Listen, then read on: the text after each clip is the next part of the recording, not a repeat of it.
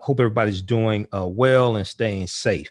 Okay, so in the first segment of the show, I talked some about Joe Biden's stupid comments on when he was interviewed by Charlamagne Tha God on The Breakfast Club, and that aired Friday, May 22nd, I think that was. Okay, it was recorded on Thursday, recorded the day before, and I went through and watched it twice.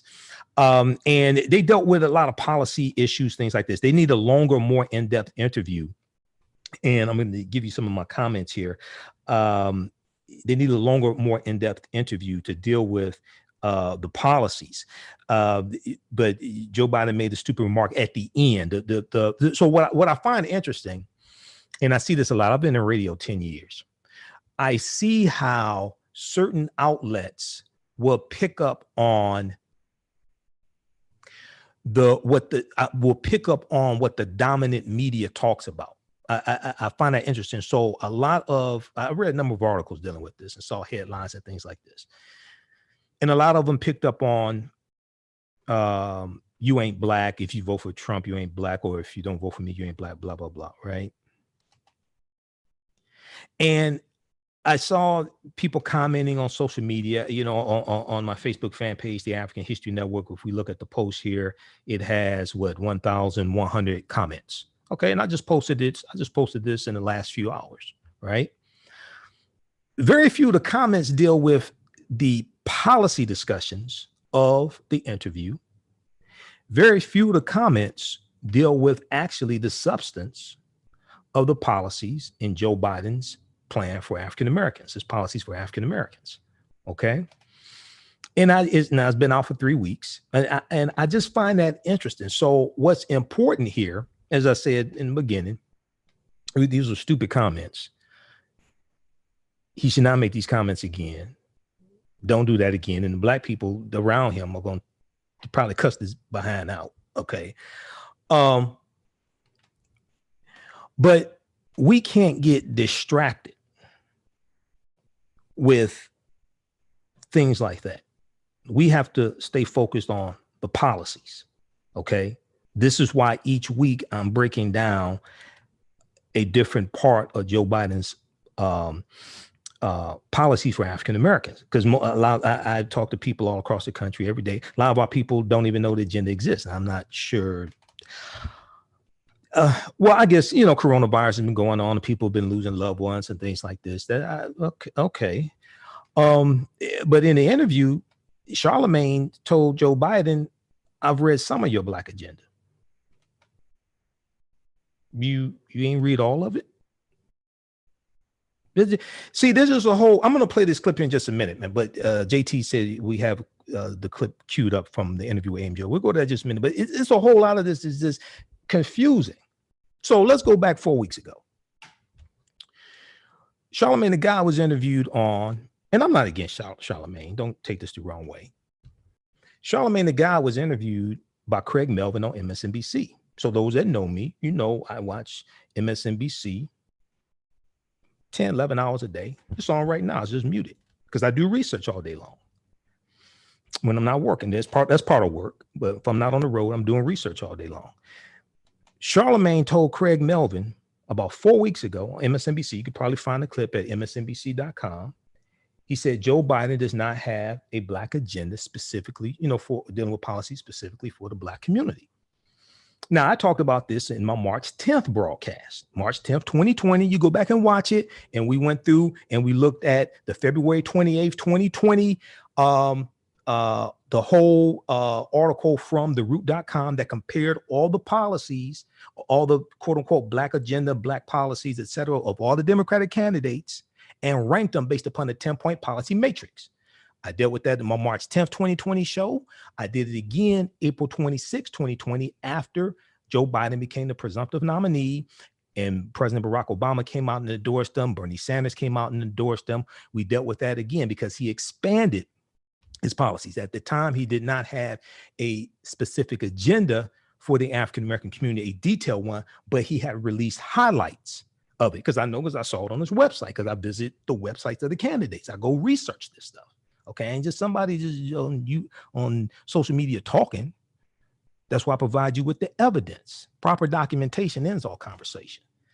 So he released probably late April, Biden released the highlights because I knew a Black agenda was coming from things that I'm hearing and researching, right? So then after Biden released it, it was about 3 weeks ago, Charlamagne Tha God and Reverend Al Sharpton were interviewed on MSNBC by Alex Witt, W-I-T-T. The clip should be, the full clip should be on MSNBC's website, and you can find some of it on, if you just Google Charlamagne Tha God, Alex Witt, MSNBC, it'll come up, okay? In that interview, they talked a little bit about Joe Biden's policies for African Americans, and Charlamagne said it's a good start. He didn't say he read it in the interview. He said it's a good start. So I know he's read some of it because he said he's read some of it in the interview he did with Joe Biden Thursday. But part of preparation, when you do an interview like that, is to read the entire agenda. So hopefully he will read the entire agenda, by the time Biden comes back, because it's extremely important, because that helps to shape your questions that you ask. All right. So let's go. I'll give more of my comments after we go to this clip here from AM Joy. Let's okay, we had a clip queued up, right, JT? Okay, let's go to this clip from AM Joy. This is Charlamagne Tha God responds to Biden apology. The best apology is a Black agenda. Okay, let's go to this clip.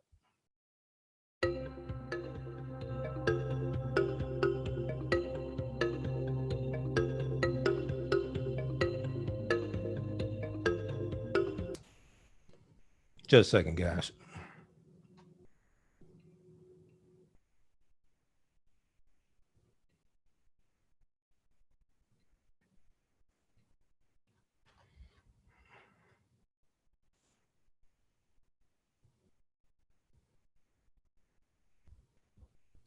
Joining me now is Charlamagne Tha God of The Breakfast Club on Power 105.1. Charlamagne, thank you so much for being here this morning. Thank you for having me, Joy. How are you? I'm good. So, I don't know if you were able to hear Kareem. We had a little bit of an audio problem toward the end. But, I want to, first of all, congratulate you on the interview. The interview, people are talking about that last bit of it. That's the part that went viral. But the substance of the interview was really solid. You had very blunt questions for Vice President Biden. They were about substance. They were about what you want to see for the community. Your listeners, I'm sure, give you lots and lots of feedback about what it is that they want from this man. What are people telling you that they want him to do? Just some really major policy commitments for the Black community, mainly in the form of economic justice, so we can, tip the scales on some of this wealth inequality in America. I do hear a lot of people say, we also want him to have a Black woman running mate, but not just any Black woman running mate, one that's going to actually, get in office and care that Black people benefit from her presence there. We need substance and significance over symbolism. And he's already committed to putting the Black woman on the Supreme Court. So I just want him and the Democratic Party to know that it's time to give back to the Black community in a very tangible way. But I can say that, the major point that I'm hearing about is just, economic justice, some form of economic justice. And let me play the apology that Joe Biden gave. He got on a call with Black business leaders and apologized for the comment that he made at the end of your show. Let me let you listen to that. The last thing I want to do, and I shouldn't have been such a wise guy. I shouldn't have been so cavalier in responding to what I thought was, anyway, it was, I don't take it for granted at all. And no one should have to vote for any party based on their race, their religion, their background. Do you think there's a risk that not just Joe Biden, but the Democratic Party in general just takes for granted that, well, the Black people are with us, so we don't really have to give them anything else. They're going to vote for us regardless. Look, they voted for Joe Biden in overwhelming numbers, 6 in 10 Black voters, particularly in southern states. They all voted for Joe Biden. We don't need to offer anything more. Do you worry that that is the attitude that Democrats are taking toward the Black community?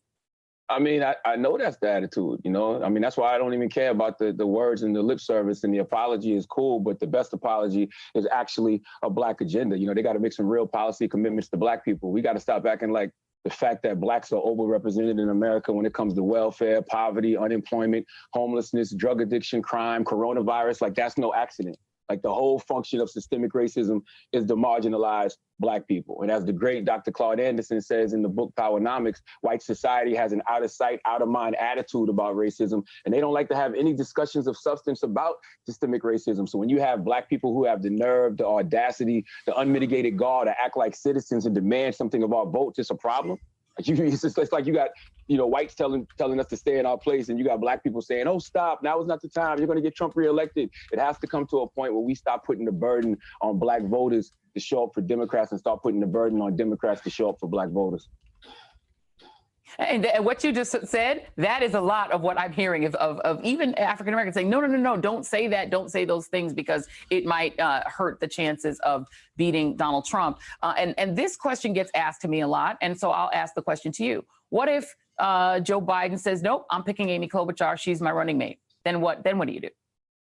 Well, on top of possible Russian interference and voter suppression, Dems have to worry about voter depression. And that's people staying home on election day because they just aren't enthused by the candidate. You know, you can't act like this is the most important election ever, but run a campaign from your basement and, you know, not make some real, you know, policy commitments to the Black community, you know, not listen to some of the demands that the Black community are making. You know, I think, you know, people are sitting around hoping that Trump loses instead of going out there and actually beating him. He has to do something that energizes his campaign, that, you know, brings some actual enthusiasm to his campaign. So those 4.4 million Obama voters who, you know, stayed home in 2016, more than a third of them Black, you know, don't do that this year. You got to make them come out. The interview was cut short. You could hear the audio of one of the campaign staffers saying, well, we have to end now, that the former vice president has to do another interview. You said you had more questions. What else did you want to ask him? I'm gonna let you get your questions out now. Oh, that's good. I actually have a couple of them right here. I wanted to ask him about reparations because, you know, in his Black agenda to lift every voice, he committed to studying reparations. And, you know, I just wanted to ask him, what does reparations, you know, for Black people look like to him, and what is he prepared to do, you know, based on that study? You know, I also wanted to talk to him about his plan for economic recovery, you know, after we get out of this pandemic, and how can we make sure that Black communities aren't left behind yet again, like we were in the recovery from the last crisis. And you know, the question also in his Black agenda, he talked about decriminalizing marijuana, but not necessarily legalizing it. And I got that question in, but I wanted to know why he just doesn't, you know, take it off the federal drug schedule altogether, and why not just legalize it and tax it, especially when we know that Black men are the ones paying the price for it being illegal, and we get locked out of the wealth that's being created by legalizing it. So those are a few of the questions I have for him that I didn't get to. And those are good questions. Hopefully he will come back on your show, and I would love to book him as well. So maybe, you know, if he comes on here, I'll ask those questions for you as well. And I'm going to give you a final opportunity to speak to the Congress right now. We are seeing in the United States House of Representatives, they're passing bills that are not getting brought up in the Senate, but there has been some criticism from progressives saying they should go for more. That, you know, if the Republicans are going to refuse to act, then Democrats should say, then let's just go for everything that we really want and start negotiating from that position. Do you agree with that, or do you know, what is your take on how Democrats are doing in trying to put some of this forward now? No, I think that's good. I think it's good because, you know, when I'm sitting back at home and, you know, I'm watching, all right, you know, Democrats swing for the fence, especially if they're swinging for the fence on behalf of, you know, the poor and disenfranchised, on behalf of, you know, Black people in the marginalized. That makes me say, okay, you know, salute to them. At least they're trying. You know, at least I know that they're trying, and I know that they're being blocked. So therefore, I know who at least I know that they're trying. Talking about Democrats, so I know who's blocking them. It's Republicans. Well, I've been telling you that for Charlamagne Tha God, thank you very much. It's great to have you on the show. Really appreciate it. I hope you have a great Memorial Day weekend. Please stay safe. If you go back and look at my podcast, look at my broadcast from 2016 when I was doing nationally syndicated radio for five days a week. I was doing the Michael Imhotep show on the Empowerment Radio Network. I was guest hosting Roland Martin's nationally syndicated radio show. on top of doing mine 5 days a week. I was, and then before Roland came on, Warren Ballantyne, I would guess I did his for 3 months. Okay. And then I was doing local radio here in Detroit. On top of doing my nasty syndicated radio show 5 days a week, I was doing local radio here on 9:10 a.m. the Superstation. Okay. I was doing the morning show every Thursday morning, and then doing my show, this show here, Sunday nights, 9 p.m. to 11 p.m. Eastern Standard Time, the African History Network show. And I warned you about Trump then and provided the evidence. So what Charlamagne said, I agree with basically almost everything he said, maybe almost everything. I have to go back and look at it again, but basically everything he said, I agree with what he said. He asked some good questions in the interview. The next interview, I think he'll have more time. Also, the next interview, he would have read the full plan from Biden, which is 22 pages. And it's a living document, as Biden and the campaign explains. It's a living document, which means it's going to expand as well. So let's continue here. Let me go to some of my comments here that I laid out, and let's see where we got some time before the break. How's everybody doing? We're on our Facebook fan page, The African History Network, my personal page, Michael Imhotep, as well, on Facebook and YouTube. And with so people understand reparations, because people say cut the check. Y'all, you ever read Article 1 of the U.S. Constitution? This has to go through Congress before it goes to the president's desk to be signed into law. And if you've seen some of my previous broadcasts, we really don't understand how to make legal arguments for reparations. I don't have time to get deep into it now. Do you realize how many white people got to vote on this before it actually gets signed into law, before it goes to the president's desk to be signed into law? There are 435 members of the U.S. House of Representatives. Only 11% are Black. There are 435 members of the U.S. House of Representatives. There are 100 members in the U.S. Senate. Only 3 are Black. Really 2.5, because one of them don't act like it half the time. That's Senator Tim Scott, Black Tea Party Republican of South Carolina. He already said he's not voting for reparations. Do you realize in the Senate that you will probably need 60 votes unless they employ the nuclear option, which I doubt they will, and reduce it down to 51? You need 60 votes in the Senate. So if Democrats take back control of the Senate and say they get, so now it's 53-47, right? 53-47, and 47 includes 45 Democrats, 2 independent senators, Senator Bernie Sanders of Vermont and Senator Angus King of, I think it's Maine. So say it flips and it's 53-47 Democrats. You still need 7 Republicans to get to 60. If the Black Republicans say they ain't voting for reparations, what do you think the chance of the white Republicans voting for reparations is? See, nobody wants to have these conversations because these aren't sexy conversations. But this is reality. I deal with practicality. How do we actually get this bill from point A to point Z? Because people aren't explaining this to our people. When I speak all across the country, and I asked them, I said, y'all do realize that Congress controls the purse strings. This is why during the primaries, I'm like, why y'all so focused on the president and not voting for president, but the president and reparations? You need to focus on Congress. But this is why, if you go back to some of my previous broadcasts, you watch my April 26th broadcast, you watch my May 3rd broadcast where I dealt with Diddy, talking about holding the Black vote hostage, all that stuff. I said the foundation is we have to read the U.S. Constitution because we don't understand it. It lays everything out right there. But we don't understand history, don't understand law. I talked about the Black Freedmen Indian Treaties of 1866.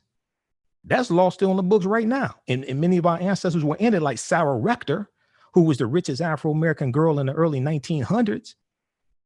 And her family and many other African Americans, African people, got land from those Indian treaties because they were former slaves of the Choctaw, Chickasaw, Creek, Cherokee, and Seminole Indians. Those laws are still on the books now. We were pushed out of that. Instead of going after that, we chasing after some other stuff. Okay, all right. Well, yeah, I'm trying to tell you. Yeah,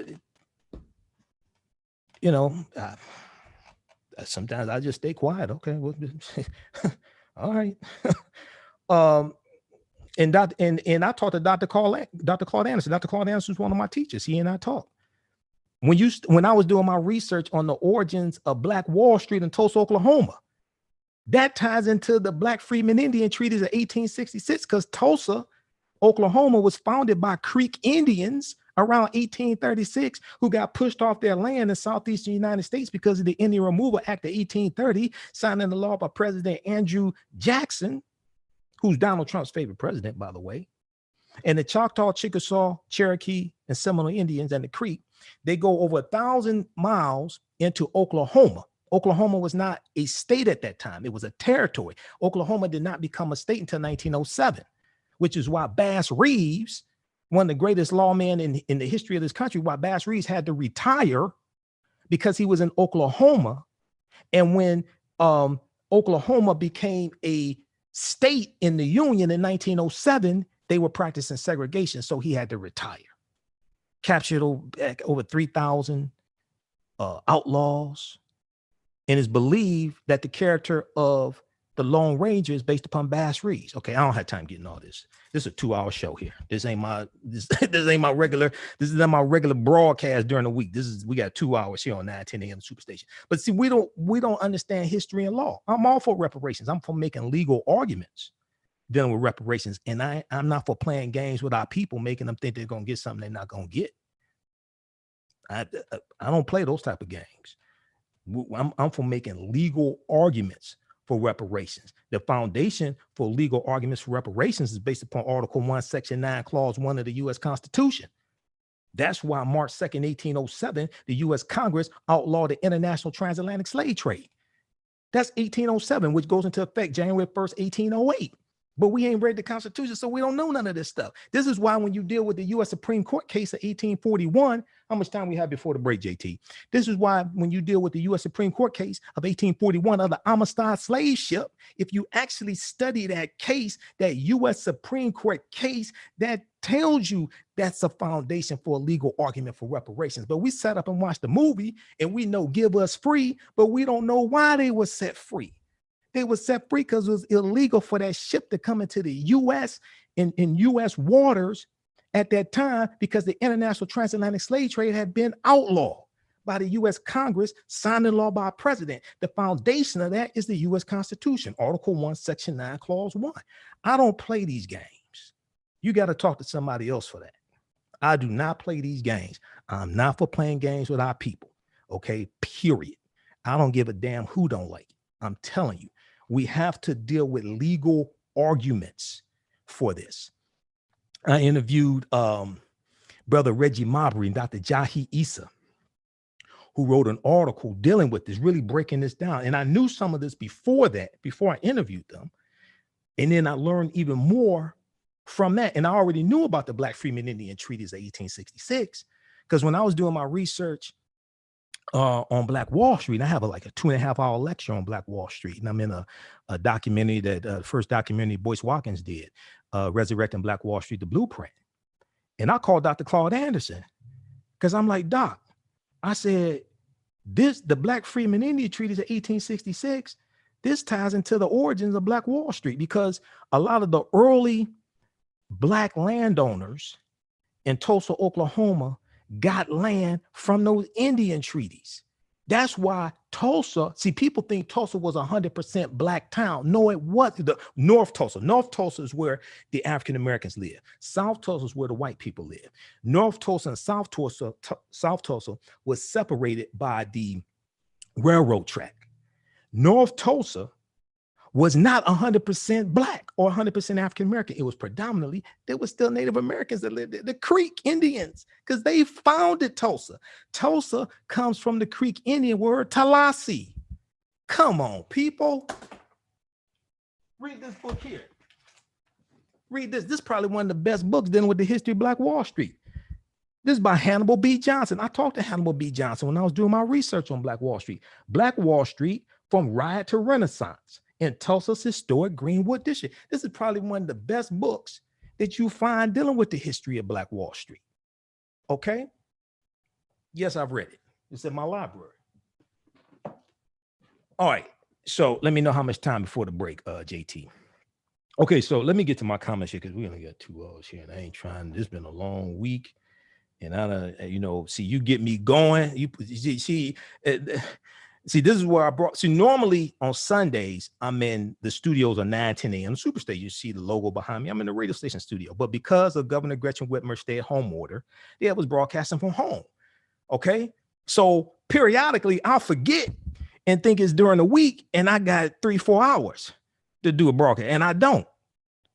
We're on 9 p.m. to 11 p.m. So let me continue, right? See, you remember on the 18, and BA, Mr. T used to say Hannibal was on the jazz. See, I get on the jazz, I'll just go. It don't matter to me. This is all my equipment. I'll go as long as I want to. All right, but we don't have that time. So let's continue here. All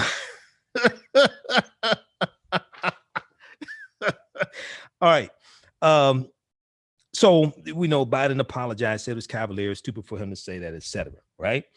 But Simone Sanders and Biden talked about comparing his record to Trump's record. Okay, the stupid comments set aside. Okay, don't do that again. You compare Biden's record to Trump's record. You compare Biden's policies to Trump policies. Okay, there ain't no comparison. I told you there is no comparison between the two. Biden's policies, if Biden is flawed, okay, if he was running against somebody else, I may vote for somebody else.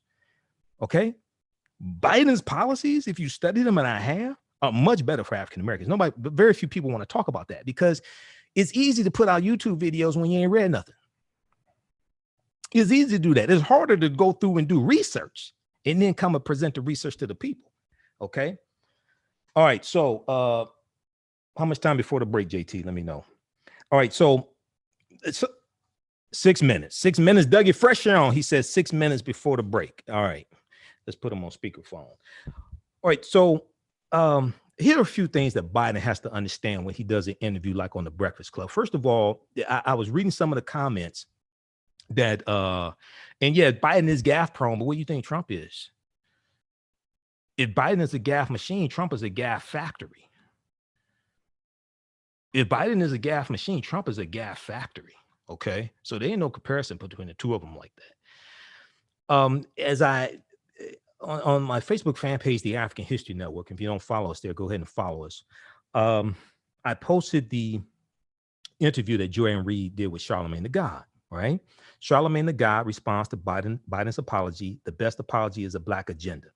Okay, so I said, as I stated on my show last week, I get the impression that Charlamagne hasn't read all of Biden's 22-page agenda for the African-American community. He admitted he's read some of it, and I know he'll read the rest of it. Almost half of Biden's agenda deals with closing the racial wealth and income gap for African Americans. Almost half of pages 2 through 11 deals with economic empowerment. That's why I had to spend so much time last week dealing with it. So I said that Biden has to understand that when he goes on the TV, on a show like the Breakfast Club, he's going to get different types of questions that he'll get on MSNBC or CNN. So some people weren't familiar with the Breakfast Club. I was reading some of the comments on the post. We got like over 1,000 comments here. The Breakfast Club targets people 18 to 35 years old. Okay, that's their demographic, 18 to 35. They play hip hop. They're out of New York, 105.1 out of New York. There's the show. The show is syndicated across the country. It's a morning show, and they play hip hop music, and they have interviews with celebrities, political figures, things like this. Right? They talk about the pop culture, politics, etc. Okay, it's a very popular show. I don't listen to them on the radio. I follow them on YouTube. So the people they interview, I find out about them. They pop up on my YouTube feed, right? So Biden is used to being interviewed in general by journalists, political figures, things like this, right? That's the first time on the Breakfast Club. So he has to understand that some people are hearing you really being interviewed for the first time. So they're going to ask questions and ask you about your record. Biden, just so people understand, Biden gets testy about his record when some white people interview him. It's not just African Americans. That's how he is. Okay. He feels the need to defend his record. Okay. When white people interview him, Mike Memoli, who's a reporter on MSNBC, when the story broke about all this, Mike Memoli was interviewed. They were reporting on it. They had two white reporters on MSNBC reporting on this. And he said that Biden gets testy about his record. He does. Okay. The other thing is important to understand is that when Biden says, come on, man, right? Some people thought he was saying that because he was on the Breakfast Club talking to a black guy. That's how Biden talks.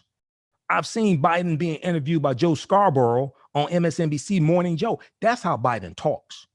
Okay. So just keep that in mind. Now, Biden has to understand when he goes on shows like this, you're not being interviewed by journalists. They're going to ask you questions about your record because people are trying to find out more about you.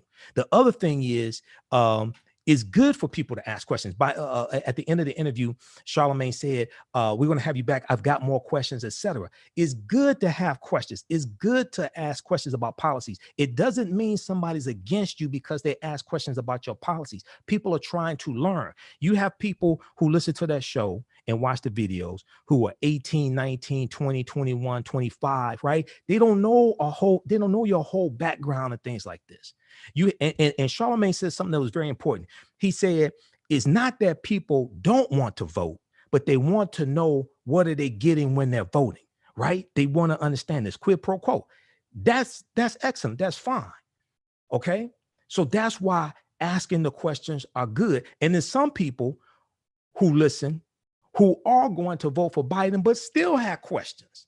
That's fine. You ask questions about policies. That's what you're supposed to do. Okay.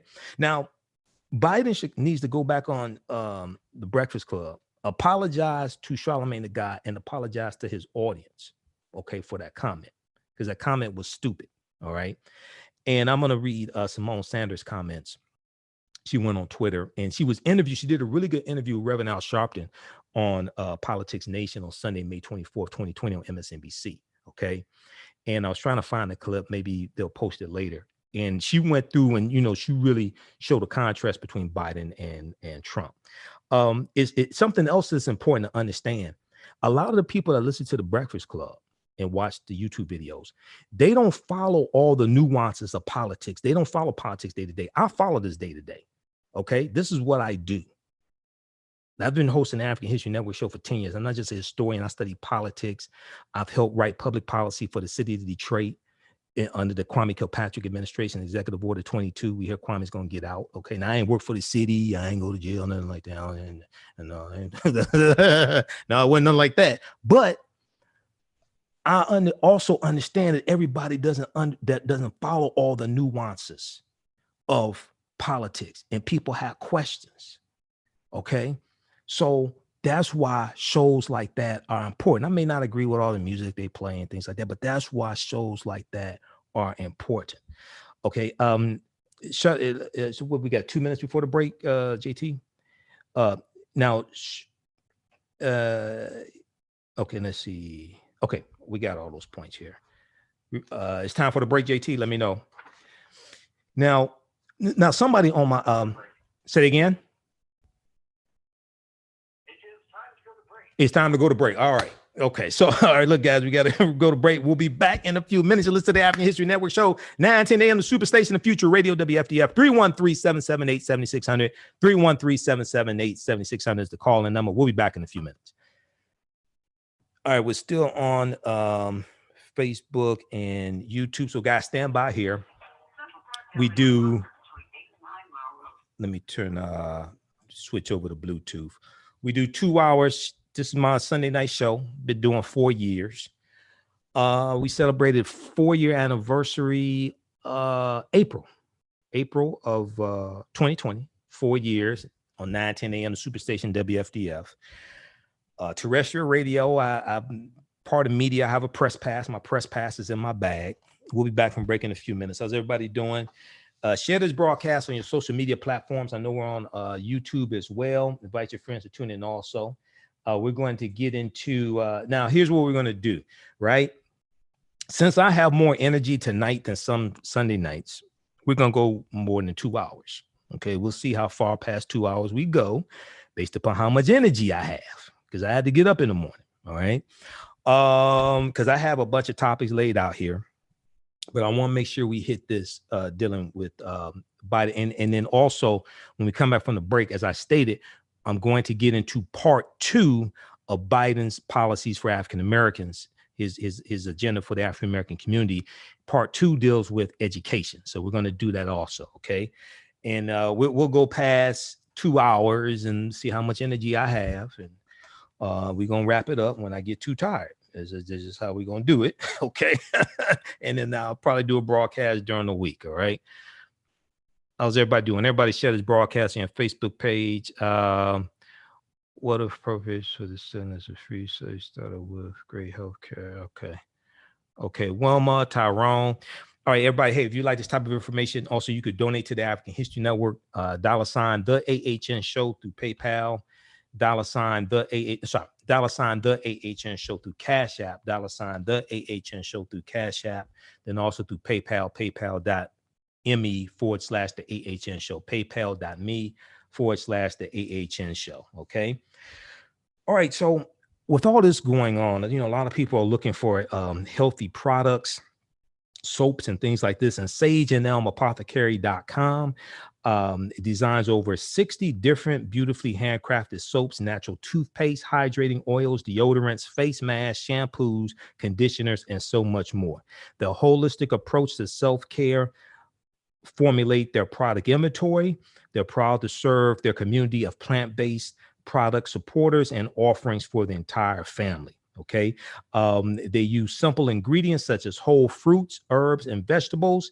Each product crafted offers a unique plant-based experience. Visit their website, sageandelmapothecary.com, APOTHECARY, sageandelmapothecary.com.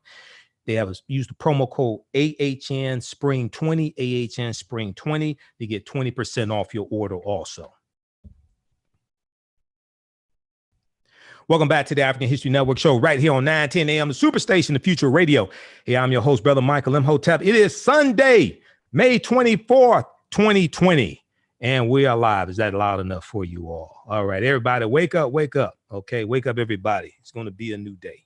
All right, so calling numbers 313-778-7600, 313-778-7600 is the call-in number if you have a question or comment. We have any callers, JT? Okay, no callers right now. That's fine. Everybody's listening. Everybody's tuned in. Got your ears on, taking notes. That's a good thing. Everybody doesn't have to call in. Okay. So right before the break, we were talking about, I shared the interview that Charlamagne Tha God did on Joanne Reed's show, AM Joy, MSNBC. We're breaking down some of his comments. The other point thing to note, I was looking at some of the comments from the post I did on Facebook, the interview that Charlamagne did on Joanne Reed's show. Like I said, we got over 1,000 comments on it. Somebody said, when did Charlamagne become the voice of Black America? Things like this. Okay, so keep in mind, okay, as I responded, Charlamagne Tha God does not, some people take offense to his last name, things like whatever. But as one of my teachers, Professor James Small says, right, who's a Babalarisha, similar to a Babalawo in the Ifa spiritual system of the Yoruba Nigeria. It's a whole nother conversation. We're God having a human experience. Okay. Now, I should have prefaced this by saying this may go outside the circumference of some people's awareness just because you never heard it before or disagree with it. Does not mean it's not true. Just means you have to do research to understand what I'm talking about. Okay. That does not mean there's not a supreme being. That means that also understanding coming from an understanding African cosmology, which is different than Western European religious Judeo-Christian cosmology. Okay. Even though early Christianity looked very similar to traditional African spiritual systems. That's a whole nother show. Okay, that's before the 21 ecumenical councils, starting with the first council of Nicaea in 325 AD, and the council of Chalcedon, the council of the different ecumenical councils, Council of Trent, 1563, things like that. That's long before that. Okay, early Christianity and Christ coming from the Ka rest, Ka meaning spirit, Ka meaning spirit, and rest meaning to rise, coming from the Ka rest, which is coming from ancient Kemet, ancient Egypt. Okay. And Christ being a title, not a name, and Christ coming from Christos, which is Greek, coming from the Kemetic or for the metal netter, Ka rest. Okay, it's a whole nother conversation. But anyway, as Professor James Small, one of my teachers, talks about and correctly says, and he has a fantastic lecture, Christianity, Islam, Judaism, Fragments of African Spirituality. He talks about how we're actually God having a human experience because we come from that one creative principle. We come from the source, okay? But when we deal with African cosmology, it's different than Western European cosmology, okay? But a lot of us don't know the difference. We're dealing with what's been, for lack of a better word, forced upon us or taught to us, coming out of this Eurocentric culture, okay?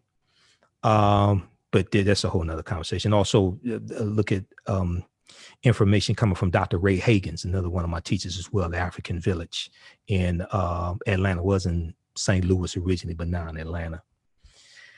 But anyway, but Charlamagne, I said that to say this. Charlamagne Tha God, that's what he's called.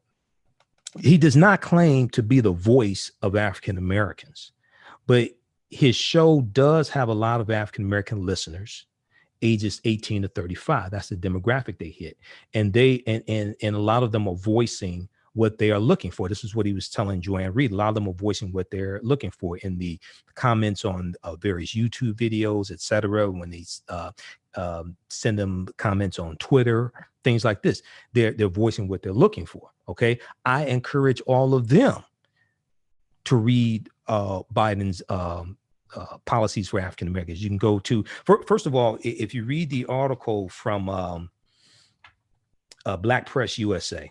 Black Press USA had a good article announcing Biden's plan. It's called Joe Biden's Plan for Empowering Black America. Joe Biden's Plan for Empowering Black America. Okay. And it came out May 5th, 2020, because this agenda's been out like 3 weeks, right? Okay. Biden said the plan, in the article, it says Biden said the plan reflects many months of work and feedback from local elected officials, activists, organizations, practitioners, policy experts, strategists, and young people. All right. His campaign called the plan a living document, as Simone Sanders said May 24th when she was interviewed by Reverend Al Sharpton on Politics Nation on MSNBC, and she said they're looking for feedback because this is not the ceiling. This agenda is not the ceiling, it's the floor. It's where you start with policy commitments. And as campaigns progress, policies, the overall policies, they expand. But a lot of people don't know this, right? Okay, so we'll post a link here to this article. And then at the end of the article, at the bottom of the article is the link to Joe Biden's full 22-page agenda at his website. Everybody should read it, especially the people say we want a black agenda. We want a black agenda. And most of them ain't read it. Okay. That's something I don't understand. I'm joking. All right. Okay. Whatever. Okay. All right. But, you know what it reminds me of? It reminds me of a little kid that said they bug their parents because they say they want like this particular toy for Christmas, the hot new toy. And then 2 or 3 weeks later, that toy is over in the corner and they're playing with the box the toy came in. But All right. Okay. So let's look at part, let's jump into part 2. Let's look at education. I did part 1 last week because pages, when I printed this agenda up, it's 23 pages. Pages 2 through 11 all deal with economic empowerment for African Americans, right? So when I hear people say, we want an agenda that deals with economic empowerment,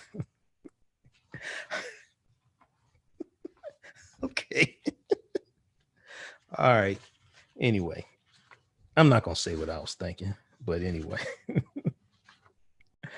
Okay, so let's go to this. This starts on page, what is it? Page 12. All right. We did pages 2 through 11 last week. If you missed it, it's on my Facebook fan page, The African History Network, The African History Network. Click on videos. Also on my YouTube channel, Michael Imhotep, Imhotep, and you can watch it there. All right. And we have it in audio podcast format. Go to AfricanHistoryNetwork.com, AfricanHistoryNetwork.com. Click on Carl. Carl said, let it out. Okay. I'm going to tell him come see you if I let it out, Carl. No, it just, but I just got to say this. Okay. Okay. I got to remember we on 9:10, so I can't cuss. But I find it interesting that you have some people who keep asking for something because they think it ain't gonna happen. Then when they get it, they don't want to go read it. They don't want to go. I'm trying to think of a good analogy. It's like a guy that pursues a woman, and then he actually gets it, then don't want it anymore, something like that. I mean, all right, just read it, okay? Just read it. All right, so page 12. Expand is so. This is part 2, okay, of his agenda. His agenda is broken into 6 parts. Expand access to high quality education and tackle racial inequity in our education system. Expand access to high quality education and tackle racial inequity in our education system. Okay. All right. Y'all need to stop it on social media. All right. But see, this is the thing. See, okay, let's look at this, right? Y'all gonna make me go there. Y'all gonna make me lose my mind up in here. 2 or 3 months ago, people kept saying, we want a black agenda. We want a black agenda, right? Social media, Biden don't have black agenda, all this stuff, right? Then they put one out and your ass don't want to go read it. So what was that really about? It's just like people, when Kamala Harris was in the race, Kamala Harris had a black agenda at a website. Now, it wasn't an extensive one like Biden has. She did have a black agenda. People were saying she didn't have a black agenda. Yes, she did. Your ass didn't go read it. That's what it was. So you got to be careful. A lot of these people who I call them mouth poppers because they pop off at the mouth, right? You got to be careful. A lot of these people that put this stuff out here. A lot of them just want to get social media views and monetize their videos and make money from it. Okay. I'll keep going. Okay, expand access to high quality education and tackle racial inequity in our education system. All right. I'm going to give you some highlights because this is pretty extensive as well. As President Biden will ensure that no child's future is determined by their zip code, parents' income, race, or disability. Biden will build an education system that starts with investing in our children at birth and helps every student get some education beyond a high school diploma, whether a certification, associate's degree, or bachelor's degree. Okay. Now, in that, they should also say skilled trade. Okay. And I'm pretty sure he understands that, but that should be in here also. But once again, it's a living document, so it's going to expand. It should also say skilled trade as well. All right. Now, so it's broken down into subheadings. Provide high quality universal pre-kindergarten for all 3 and 4-year-olds. Then eliminate the funding gap between white and non-white districts and rich and poor districts in order to give teachers a raise and expand STEM, science, technology, engineering, and math, STEM curriculum in underserved school districts. And you got people who always talk about STEM. Oh, they should love this. Donald Trump can't spell STEM. Then it gets into improved teacher diversity, reinstate the Obama Biden administration's actions to diversify our schools, ensure that African-American students are not inappropriately identified as having disabilities, while also ensuring that African-American students with disabilities have the support to succeed, okay? Then it gets into address the African-American student debt crisis, which is dealing with student loans, which is huge, huge, okay? That has bullet points for that. Then the next heading, increase college completion by making college affordable for African-American students. Then it gets into invest over $70 billion in historically Black colleges and universities and minority serving institutions that will train our next generation of African-American professionals. Then that has bullet points also. Then next, create a Title I for post-secondary education to help students at under-resourced four-year schools complete their degree. Okay, create a Title I for post-secondary education to help students at under-resourced four-year schools complete their degrees. The next heading, make a $50 billion investment in workforce training. Make a $50 billion investment in workforce training, including community college business partnerships and apprenticeships. Okay, so let's go through and look at each one more in depth. All right, that's the brief overview of it. And I have to look at the time here because we're coming up on another break.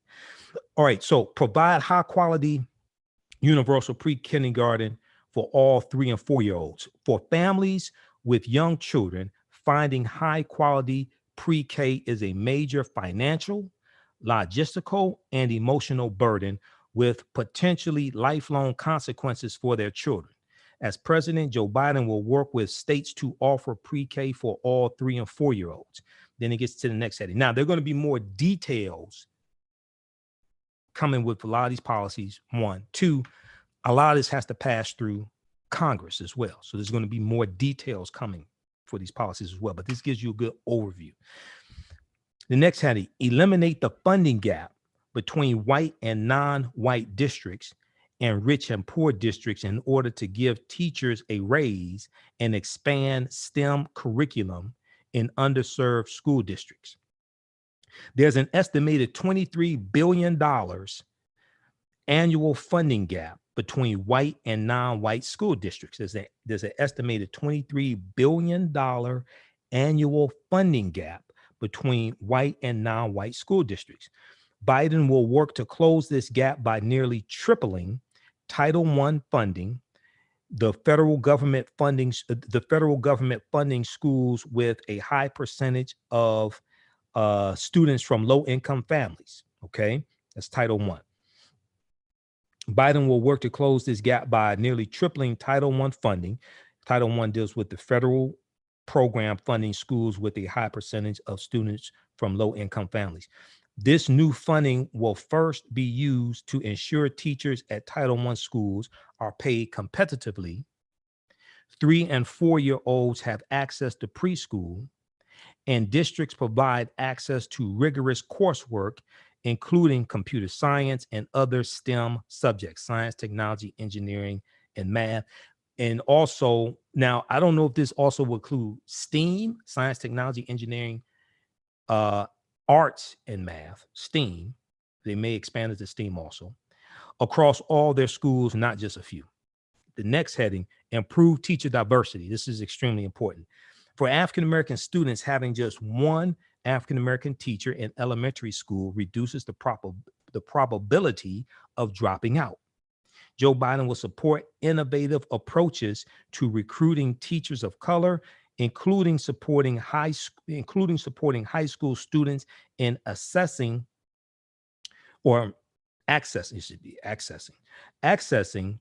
dual enrollment classes that give them an edge in teacher preparation programs, helping paraprofessionals work towards their teaching certificate and working with HBCUs, historically Black colleges and universities, and minority serving institutions to recruit and prepare teachers. Having more African-American teachers, especially in elementary school, is extremely, extremely important, especially African-American male teachers. Okay. So if you watch my broadcast from April 26th, we deal with this. Watch my broadcast from the African History Network show from May 17th. We talk about this, right? When I deal with understanding principles of political self-defense, it's understanding whose policies are most beneficial for the African-American community, one. Two, whose policies are most realistic to actually coming into fruition, two. Three, and it may not be in the exact order, but I'm laying this out. Three, who can create an environment for us or you or us to push our agenda the farthest, push our issues the farthest, and get the most accomplished? Because a lot of this stuff going to have to pass through Congress. You need a president who would sign the bills into law. 433 bills passed by Democrats in the House of Representatives in 2019. 80% are stuck in the Senate or die in the Senate. Blocked by who? Moscow Mitch McConnell, Republican from Kentucky, who's up for re-election November 3rd, 2020, who needs to be voted out of office. Because you can't get a lot of these bills passed in the Senate because you have two chambers of Congress. The House of Representatives, the term is 2 years. U.S. Senate, the term is 6 years. The House of Representatives is the lower chamber. The U.S. Senate is the upper chamber, okay? Originally, for the first about 124 years, people didn't vote on U.S. senators. U.S. senators were appointed by state legislatures. It wasn't until 1914 that people started being able to vote for U.S. senators. And a lot of that had to do, that was because that was stipulated in the Constitution. A lot of that had to do with the fact that U.S. senators are the ones who will impeach a president, remove a president from office. So they didn't. So the framers of the Constitution, the 39 signers of the U.S. Constitution, September 17, 1787, and when they're debating the Constitution at the Philadelphia Convention in 1787, they didn't want U.S. senators to be subject to public pressure if they had to remove a president from office, go through the impeachment hearings, etc. So U.S. senators originally, for the first about 124 years, were appointed by the state legislature. They were not voted. It wasn't until 1914 because of starting about the 1850s. And if you go to senate.gov, senate.gov is the official website of the U.S. Senate. JT, are we up on a break? How much time before the break?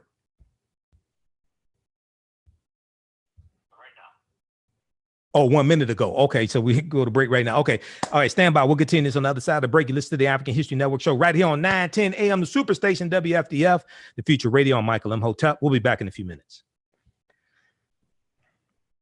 Okay, stand by, everybody. We're on commercial break. We'll be back in 2 minutes here. Let me switch this back over. They're playing commercials. Let me switch this back over to Bluetooth.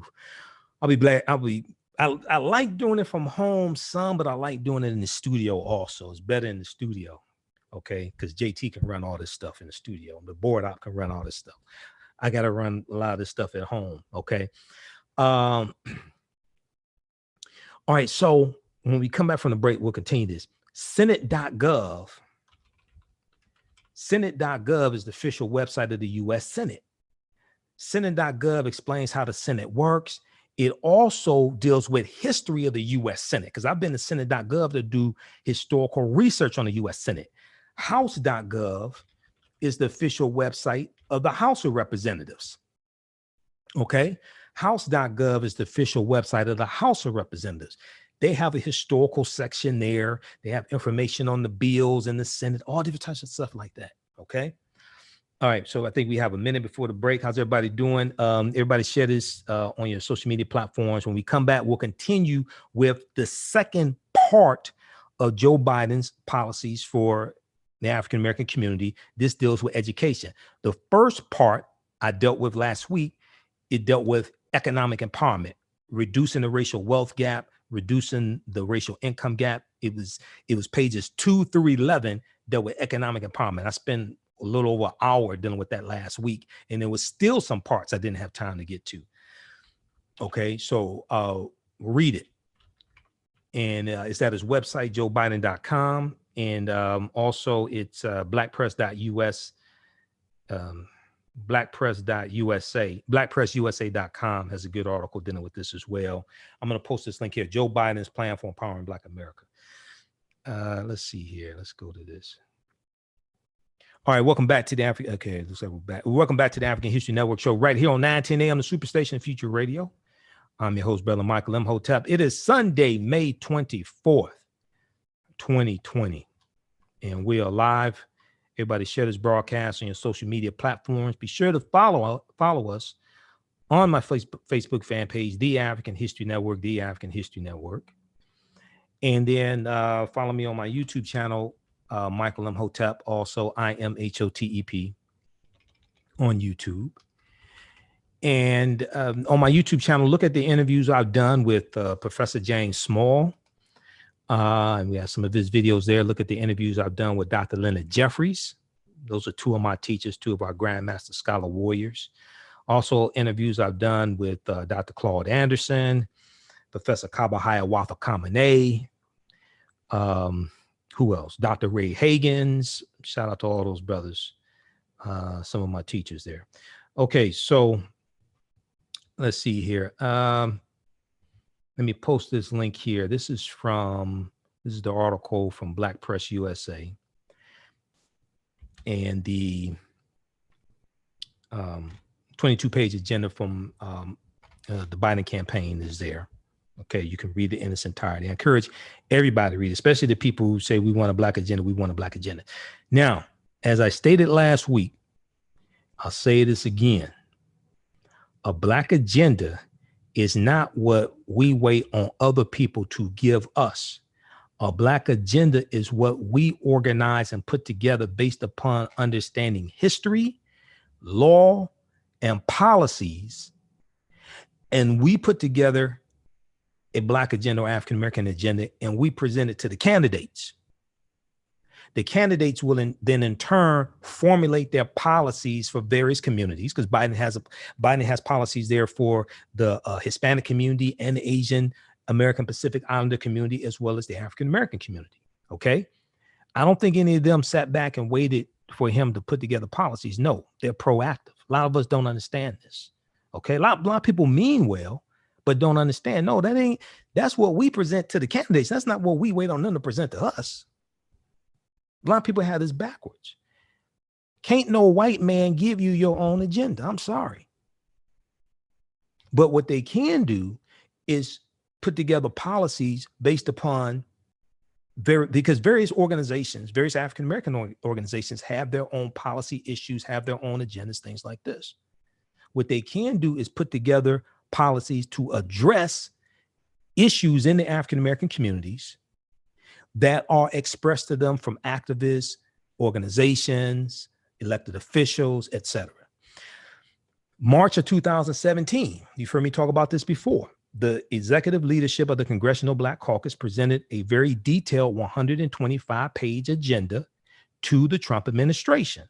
It was called We Have a Lot to Lose, 21st Century Solutions for Black Families. Everybody should read that. Some of that is in this one here, because the 10-20-30 program from James Clyburn, which was in that agenda, and I read it, that's in this one here from Biden. But a lot of people don't know this. If you go to cbc.house.gov, cbc.house.gov is the official website of the Congressional Black Caucus. Not only can you download their 125-page agenda, which is really good detailed agenda. Now, Trump administration didn't do a damn thing with it. See, that's the other thing dealing with principles of political self-defense, which is a whole concept that I've coined and teach on. You have to have somebody in elective office, but right now we're talking about president. This also goes for Congress, state representatives, state legislature, governor. You have to have somebody in office who can be moved, can be pushed in the right direction. They may not be in the right place right now on a policy issue, but it's somebody who can be pushed in the right direction. Trump in general ain't one of those people. Okay. Let me give you a historical example. How many people are familiar with Executive Order 8802? Executive Order 8802 was signed into law by President Franklin Roosevelt, June 25th, 1941. Executive Order 8802. This dealt with desegregating jobs in the Department of Defense for African Americans. Okay. Now, this was a good thing that he did, because a lot of our great grandfathers or grandfathers who moved up from Mississippi and Alabama and Tennessee and things like this, right? They got jobs in the Department of Defense. This is before World War II starts. Before the U.S. gets involved in World War II. World War II had already started, because President Roosevelt did an address saying that the U.S. could become an arsenal of democracy. So we know that right here in Detroit, right? The big three, General Motors, Ford, and Chrysler, from 1942 to 1945, we know that they stopped making cars and they're making military equipment for the Allied troops. Okay. And the Guardian building was one of the headquarters. The Guardian building in downtown Detroit was one of the headquarters for this initiative. But African Americans were being discriminated against in the Department of Defense, getting jobs in the Department of Defense.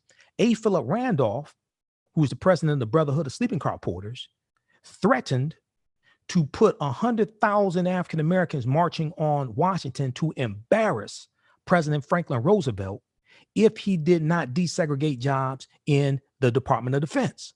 Okay, so this is A. Philip Randolph, who I disagree on some things, agree with other things, because he was part of that whole Garvey must go movement, right, earlier in the 1920s, right?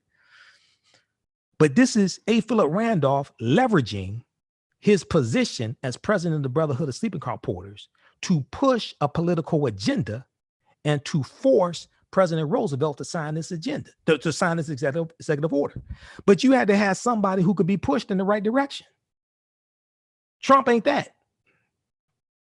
Okay. So a lot of times people don't understand this. They may not have the right position. They may not have the right political position right here today, but there's somebody who can be educated and pushed in the right direction.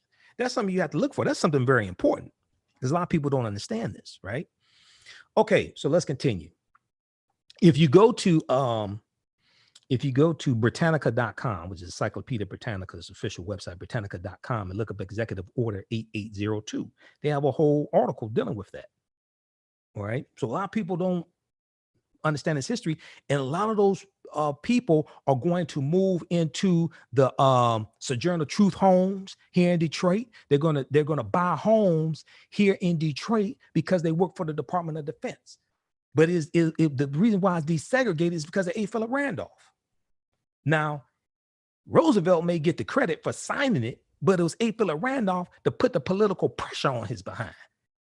It was A. Philip Randolph who leveraged his position as president of the Brotherhood of Sleeping Car Porters to threaten to politically embarrass Franklin Roosevelt. All right, let's continue. So we talked about improved teacher diversity. Next, we have reinstate the Obama-Biden administration's actions to diversify our schools, okay? That's the next point here. This is page 12. As president, Joe Biden will reinstate the Department of Education guidance that supported schools in legally pursuing desegregation strategies and recognize institutions of higher education's interests in creating diverse student bodies. And he will provide grants to school districts to create plans and implement strategies to diversify their schools. The next part of this is all done with education. Ensure that African American students are not inappropriately identified as having disabilities, while also ensuring that African American students with disabilities have the support to succeed. So this is in bold type, okay? Then they go on to explain this. African American students are 40% more likely to be identified as having any disability and twice as likely to be identified as having certain disabilities, okay? Let me repeat that. African American students are 40% more likely to be identified as having any disability and twice as likely to be identified as having certain disabilities, such as emotional disturbance and intellectual disabilities. The Obama-Biden administration issued regulations to address racial disparities in special education programs, including disproportionate identification. The Trump administration attempted to legally delay the Obama-Biden administration's regulation. Joe Biden will fully implement this regulation and provide educators the resources that they need to provide students with disabilities and high quality education by fully funding the Individuals with Disabilities Education Act, IDEA, Individuals with Disabilities Education Act. All this deals with policies. All this deals with laws. Politics is the legal distribution of scarce wealth, power, and resources, and the writing of laws, statutes, ordinances, amendments, and treaties, their adoption, interpretation, and enforcement. This is what politics is. Politics impacts every aspect of our lives, okay? Politics is the legal distribution of scarce wealth, power, and resources, and the writing of laws, statutes, ordinances, amendments, and treaties, the adoption, interpretation, and enforcement. When you read Article 6 of the U.S. Constitution, Article 6 clearly tells you that the U.S. Constitution and all of the previous treaties and all of the subsequent treaties are the supreme law of the land. So we don't understand law. Many of us don't understand law, history, treaties, things like that. It's right there in the U.S. Constitution. But I speak all across the country. Most of us haven't read it. I'm like, go to loc.gov, Library of Congress website, loc.gov. You can read the U.S. Constitution there. Also archives.gov. Read the U.S. Constitution there as well, okay? And then this is a good book to have, The Declaration of Independence and Other Great Documents of American History. The Declaration of Independence and Other Great Documents of American History, 1775 to 1865. This is about $2. It's from Dover Books. That's the publisher. So this has the Declaration of Independence, the Gettysburg Address, the U.S. Constitution, all of that in here, okay? All right, let's continue here. So how's everybody doing?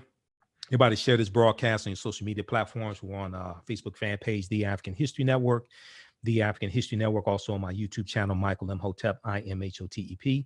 Also, if you'd like this type of information, you can donate to the African History Network through Cash App, $ the AHN Show through Cash App, $ the AHN Show through Cash App, also through PayPal, paypal.me/the AHN Show, paypal.me/the AHN Show, and at our website, AfricanHistoryNetwork.com, AfricanHistoryNetwork.com also, okay? All right, let's continue. So a lot of people don't know exactly what the Department of Education does. One of the things the Department of Education does is they chronicle and investigate sexual assaults on college campuses. We just saw the change in dealing with sexual assaults that Betsy DeVos made. Who is one of the, Betsy DeVos is totally unqualified to be Secretary of Education. This is one of the dumbest ass women I've ever seen in my life.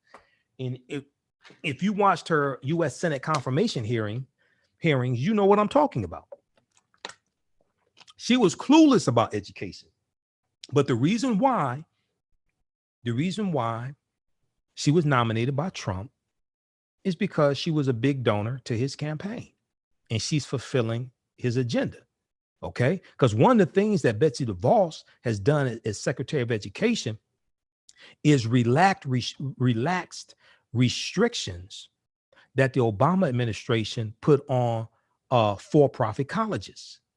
Because under the Obama administration, they shut down a lot of for-profit colleges like Corinthian College and ITT Tech, because a lot of these for-profit colleges were disproportionately targeting African-American students and Hispanic students, getting them to take out exorbitant student loans.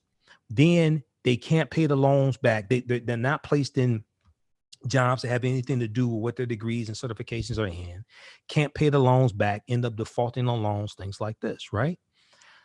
So Betsy DeVos comes along, and keep in mind, she was nominated by a guy who ran a fake university called Trump University. And what they do is they relax these restrictions that were put on these for-profit colleges and reverse a lot of what the Obama-Biden administration did when it came to education.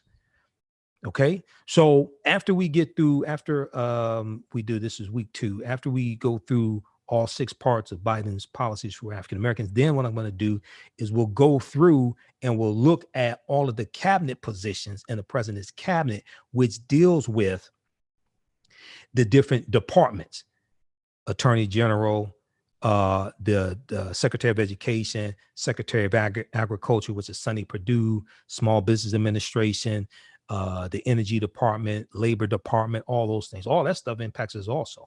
Consumer Financial Protection Bureau, all those things impact us as well. A lot of us just don't know how. Okay. So stay tuned for that. All right, let's continue here. Okay, so ensure that African American students are not inappropriately identified as having disabilities, while also ensuring that African American students with disabilities have the support to succeed. Okay, so we dealt with the details on that. Next, address the African American student debt crisis. This is huge, huge. The student debt burden has a disproportionate impact on African Americans. The typical bachelor's degree has about $16,000 in debt. The typical bachelor's degree graduate has about $16,000 in debt compared to $23,400 for African American students. According to a recent Brookings Institution study, African Americans graduating with a 4-year degree are 5 times more likely to default on their student loans than white students.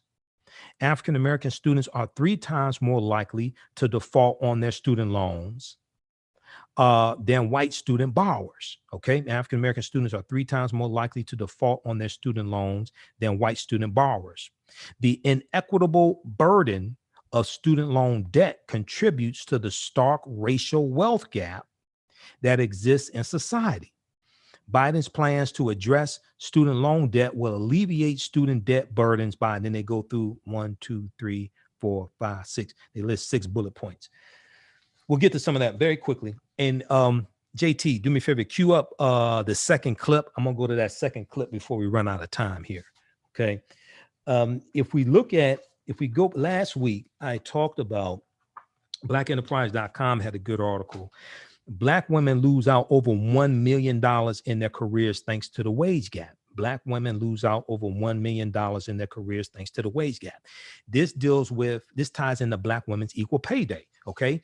The average African-American woman has to work 20 months to make the same amount of money that the average white male makes in 12 months. The average African-American woman makes 61 cents for every dollar that the average white male makes. Expressed another way, and it's laid out here in this article, an African-American woman will lose out on $946,120 over a 40-year career if she continues to make 61 cents on the dollar that every white man earns due to the wage gap.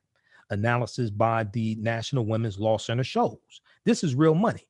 The average African-American woman loses $1 million in earnings over a 40-year career. Expressed another way, quote, assuming she and her white non-Hispanic male counterpart began work at age 20, an African-American woman would have to work until she is age 86 to catch up to what a white non-Hispanic man has been paid by age 60. What happens is because of that wage gap, and the African-American men also experience something similar to this. African-American men make about 79 or 80 cents for every $1 that the average white male makes. When it comes back to paying student loans, guess what? You're making less money, but you got to pay back more money in student loans on average. Okay. So if we look at this, the typical bachelor's degree graduate has about $16,000 in debt compared to $23,400 for African-American students. So you're making 79 cents or 61 cents for every dollar that the average white male makes, but you're paying back more in student loan debt, which takes away money that you can use to buy a house, buy a car, put in savings, start a business, etc. Okay. So this is real. This is an example of understanding how policies and laws, etc., impact every aspect of our lives. This ties directly into economics, our economic condition, wealth creation, etc. So read the article from and then because I've been studying Black women's equal pay day for I think about the past 5 years now. In the state of Louisiana, the average African-American woman makes 47 cents for every dollar that the average white male makes. 47 cents. This is why in July of 2019, going back to what Charlamagne Tha God said, and listen to some things that he says, I could tell he's still learning about politics. I told you 2 weeks ago, I'm listening to him. I could tell a lot of stuff he doesn't understand dealing with politics. Okay. He did ask some good questions in the interview with Biden. But if you study these policies that Democrats are passing in the House of Representatives, you see who's blocking them in the Senate. It's Republicans. Now, I'm neither Democrat nor Republican, but game recognizes game. You can't slick a can of oil. I see who's blocking this stuff.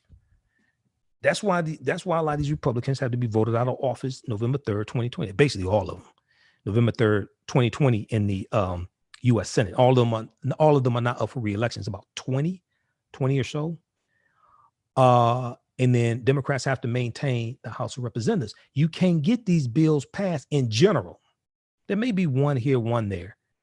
But to get these bills passed that Biden wants to do to benefit the African-American community, you got to get these passed through Congress. In the U.S. House of Representatives, there are 435 seats. It takes 218 votes to get any bill passed in the U.S. House of Representatives. In the U.S. Senate, there are 100 seats in the U.S. Senate. Only 3 held by Black people. One of them you can't count on. That's Black Tea Party Republican Senator Tim Scott of South Carolina, who's against extending the unemployment insurance, the $600 a month that's coming from the federal government. He and Lindsey Graham are against extending that. You got damn near 6 million African Americans who lost their jobs in 9 weeks because of your golfing buddy, Donald John Trump, who's playing golf this weekend. We're about to hit 100,000 people dead because of his incompetence, and his ass is off playing golf. Okay. See, at some point, you got to realize you got the power to take these jackasses out of office. And if you let them stay in office and keep brutalizing you, maybe you just want to keep being brutalized. I mean, just say, okay, you got to realize it, as I explained. If you listen to my show, as I explain to people, election day is your opportunity to fire these people that you keep calling the radio shows every day complaining about. Every day, people calling the 9, 10 a.m. superstation. Every day, people calling the radio shows across the country complaining about elected officials. Election day is your opportunity to fire their asses. Now, if you keep calling and complaining about them and don't go vote them out of office, then we have to have, well, maybe you just like being brutal. Maybe you just like what's happening to you. Maybe. So the other part of this is because many African Americans have been so psychologically damaged. This is why African history and culture is the foundation. It gives us our values, our interests, and our principles. And when I talk about that, when I talk about the pyramid principle, the foundations, African history and culture, the 2 sides of the pyramid, economic empowerment and political empowerment, we have to have a synthesis of all 3 of these. It's not one or the other. We have to have a synthesis of all 3 of these, as 2 of my teachers, Professor James Small and Dr. Leonard Jeffries, correctly teach us. The reason why many of our people don't fight back is because many of our people do not think they are worth fighting for. The reason why many of our people don't fight back is because many of our people don't think they're worth fighting for. It's not because they think they can't win, because they go play the lotto every day or the lottery every day and play the lotto every week. And you got 1 in 2 million chance, 1 in 10 million chance, 1 in 200 million chance, depending upon how much money's in the pot. They'll go pay money to do that. But, Robin Walker, the great African historian, Robin Walker, who lives in the UK, and we're Facebook friends. You'll see me share some of his posts. He's in Hidden Colors 4. And I've read some of his books. He was interviewed by the Pan-African Institute. And on YouTube, they have it on YouTube. It's a video where he talks about racial esteem versus self-esteem. Racial esteem versus self-esteem. And he said many Black people will have high self-esteem, but low racial esteem. They may think of themselves highly, but think of their racial group lowly. Or they can have low self-esteem and low racial esteem. And how we think of ourselves is a combination of the images and the concepts that we have about ourselves. This is why that foundation, African history and culture, is so important. Because our history and culture, it gives us our self-esteem, our self-development, our self-worth. Okay? And the people's history and culture teaches them how to deal with the problems of the past and the present and the future to meet the needs of the community. What you do for yourself, what you do to yourself, and what you allow other people to do to you and get away with is based upon what you think about yourself. So you can't listen to negative corporate controlled hip hop that dehumanizes you and that dehumanizes us and our women and causes all type of derogatory names and dehumanizing names and things like this, and think we're going to have a positive image of ourselves and a positive image of people that look like us. This is why this is why I explained this to Dr. Claude Anderson. He called me one day and he asked, because he's one of my teachers and we talked. He asked, why aren't people following, why can't I get this information? Why aren't people really understanding this information I'm talking about, then with the economic empowerment, et cetera? I said, Doc, your 5-story building concept is good, but it's at least 6 stories. The foundation is African history and culture. You're starting with you're starting your 5-story building with the first floor. You're starting with this economics. No, the first floor is African history and culture. You're trying to build an economic foundation with a people who've largely been taught to hate themselves, and many of them have internalized this. Every ethnic group in America uses their history and culture to fight for scarce wealth, power, and resources, but their history and culture reinforces positive images about themselves. Ours is totally different. Okay, so you're not going to be able to build an economic, trying to build an economic foundation. And we have been largely stripped of our history and culture, stripped of our names, stripped of our spiritual systems, and largely taught to hate ourselves. Many of us have internalized that to various degrees. It's like trying to build a house on quicksand. That's what it's like. So the 5-story building is an excellent concept, but the foundation is African history and culture. Until we understand that we have to have a synthesis of all that. It's not just African history and culture, because some of us think we just going to see, too many of our people are trying to metaphysically transport ourselves back to ancient Egypt 3000 BC. So we don't have to deal with what's going on today. That ain't going to work either. You can stay as high as you want to on marijuana and mushrooms. That ain't going to work.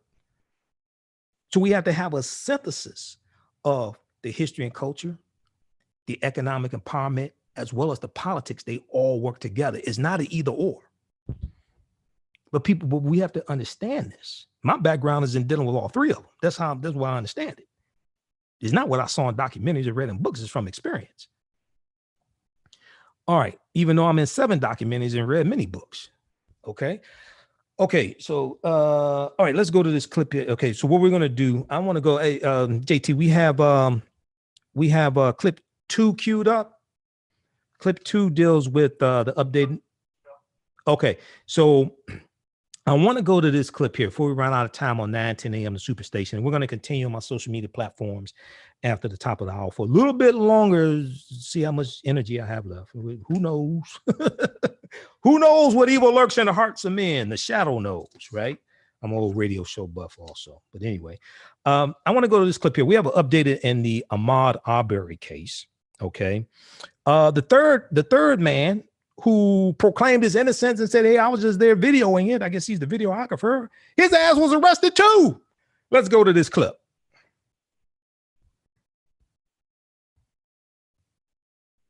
In the Ahmad Arbery case, William Roddy Bryant has been arrested on felony charges of murder and criminal attempt to commit false imprisonment. You might remember Brian because he was the man who filmed the brutal shooting of Arbery near Brunswick, Georgia, back in February. Arbery was He was chased down, shot, and killed by two white men, Gregory McMichael and his son Travis McMichael. The McMichaels have said they believed Arbery was a burglary suspect. Both men have been arrested and face charges of aggravated assault and murder.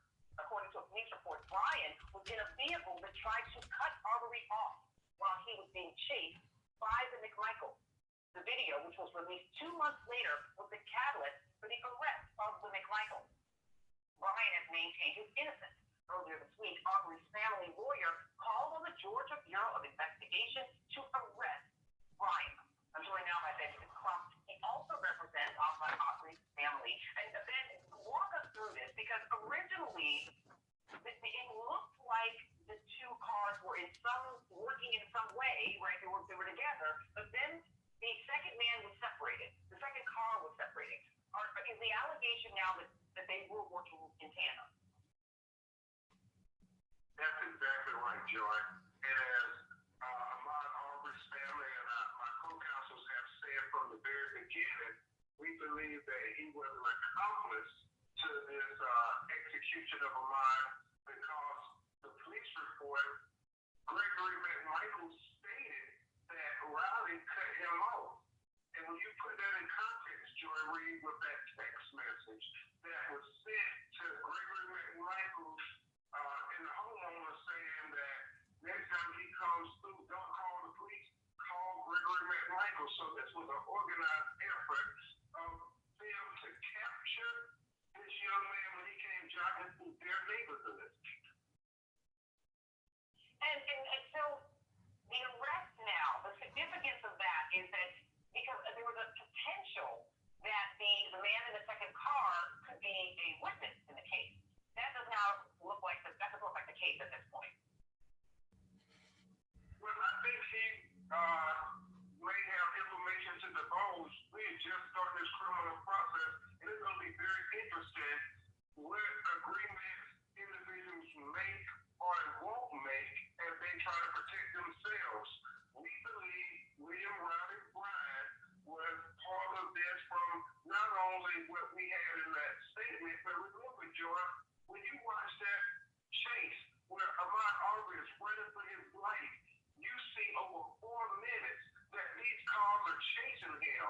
And so for him to tell us that he was just innocent bystander is not supported by what we see in the video. In fact, it is contradicted. So the charge of felony murder is absolutely appropriate. And I understand now that there has been a retirement in that police department, in that community. Can you give us a little That's in the Breonna Taylor case. The police is now retired from the force? In Breonna Taylor's case, yes, ma'am. In Louisville, Kentucky, where she was executed, her bedroom, the police chief retired. And so it is a great day for justice.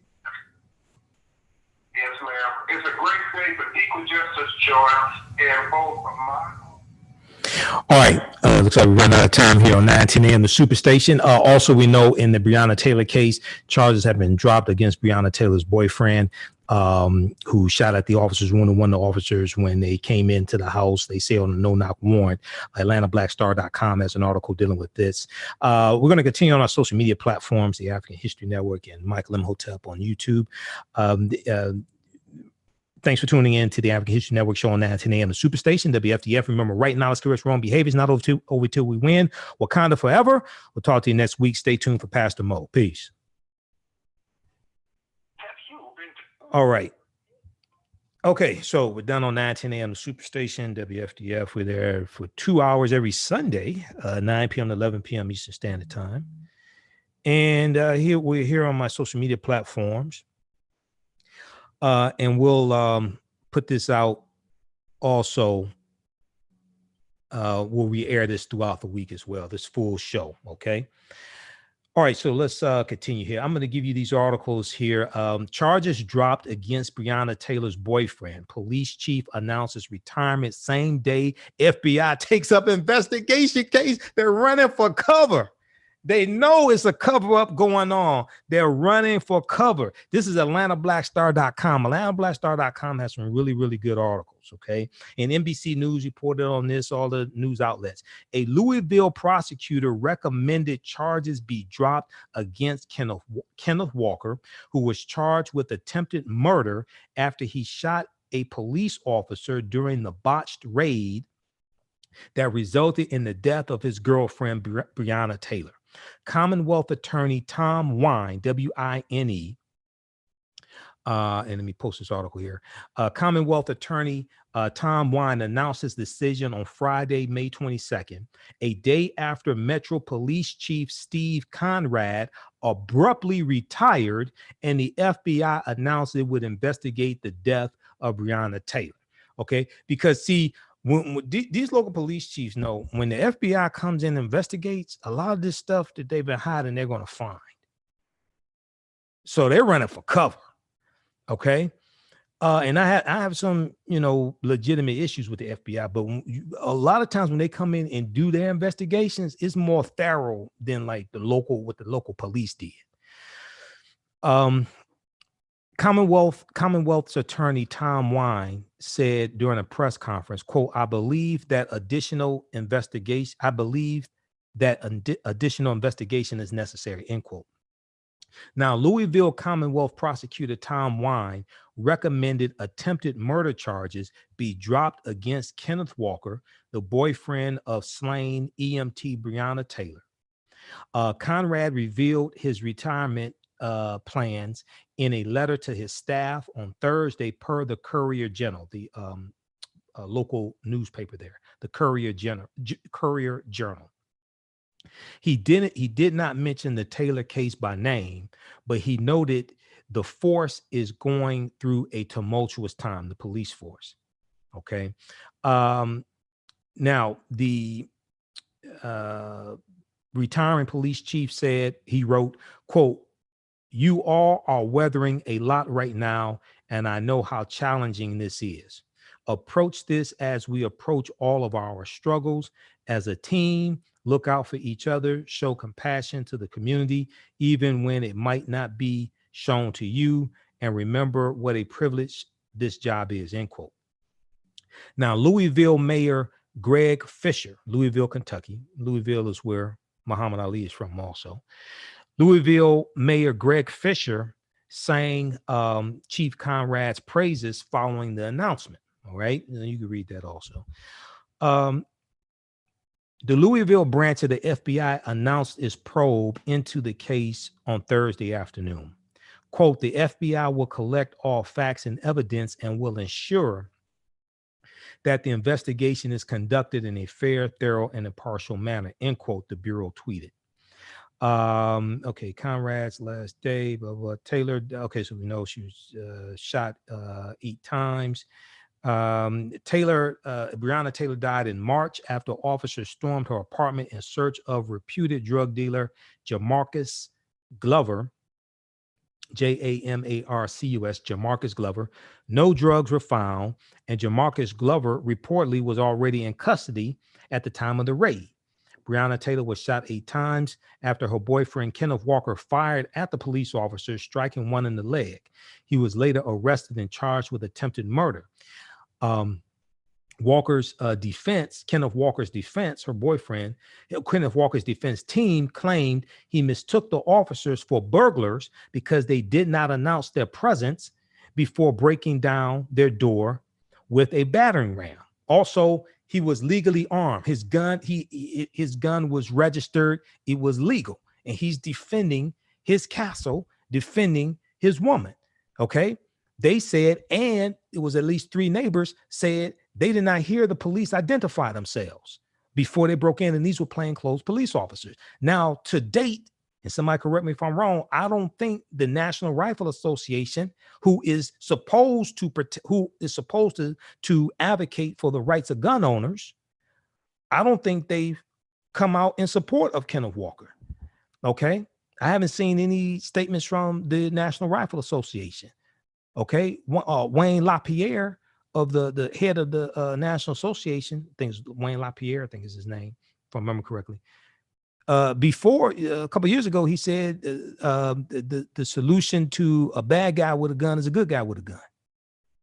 They haven't come out in support of Kenneth Walker. I haven't seen anything coming out of them putting out statements in support of Kenneth Walker, a legal gun owner, defending his home from intruders, what he thought were intruders. The National Rifle Association is really a lobbying arm for the gun manufacturers, not for the gun owners. They're really a lobbying arm for the gun manufacturers, a lobbying entity for the gun manufacturers. Okay, so read the rest of this here. This is from AtlantaBlackStar.com. Really, really good article. So let's continue here.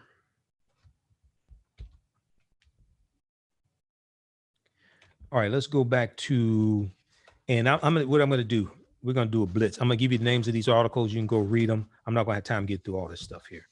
Hold on. Dealing with coronavirus, we're gonna come back to Joe Biden.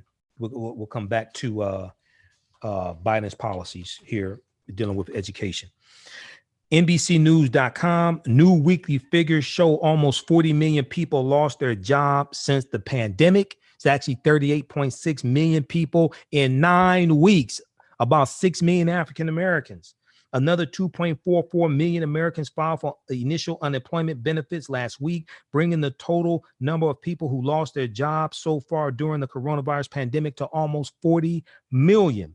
The weekly figures released Thursday, May 21st by the Department of Labor come amid a slew of bankruptcies and as more companies announce layoffs.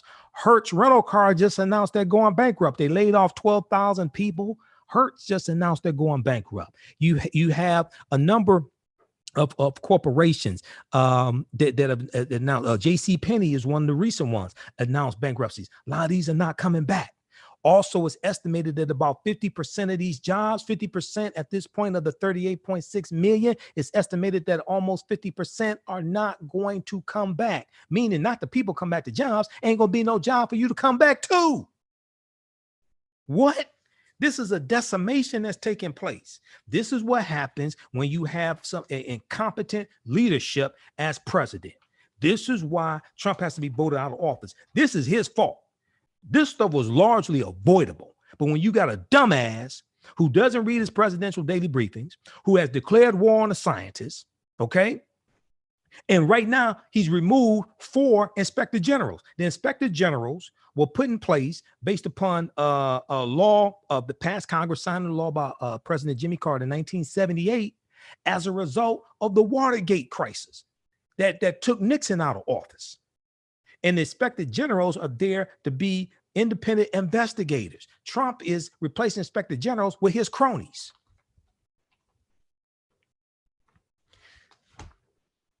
Washington Post, April 27th, 2020. President's intelligence briefing book repeatedly cited virus threat.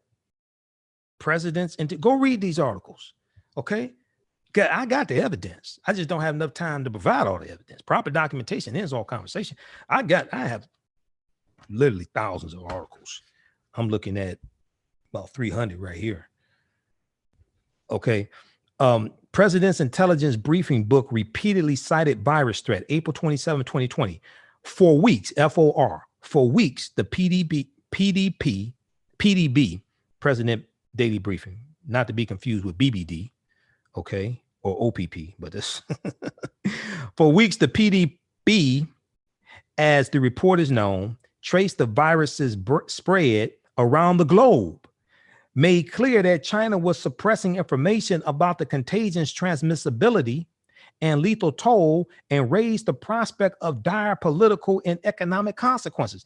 There was just an article this past week, I think it was New York Times, that talked about how challenging it is to explain this information to Trump. And they got to put together charts and graphs and make sure this stuff is short, because he has a short ass attention span.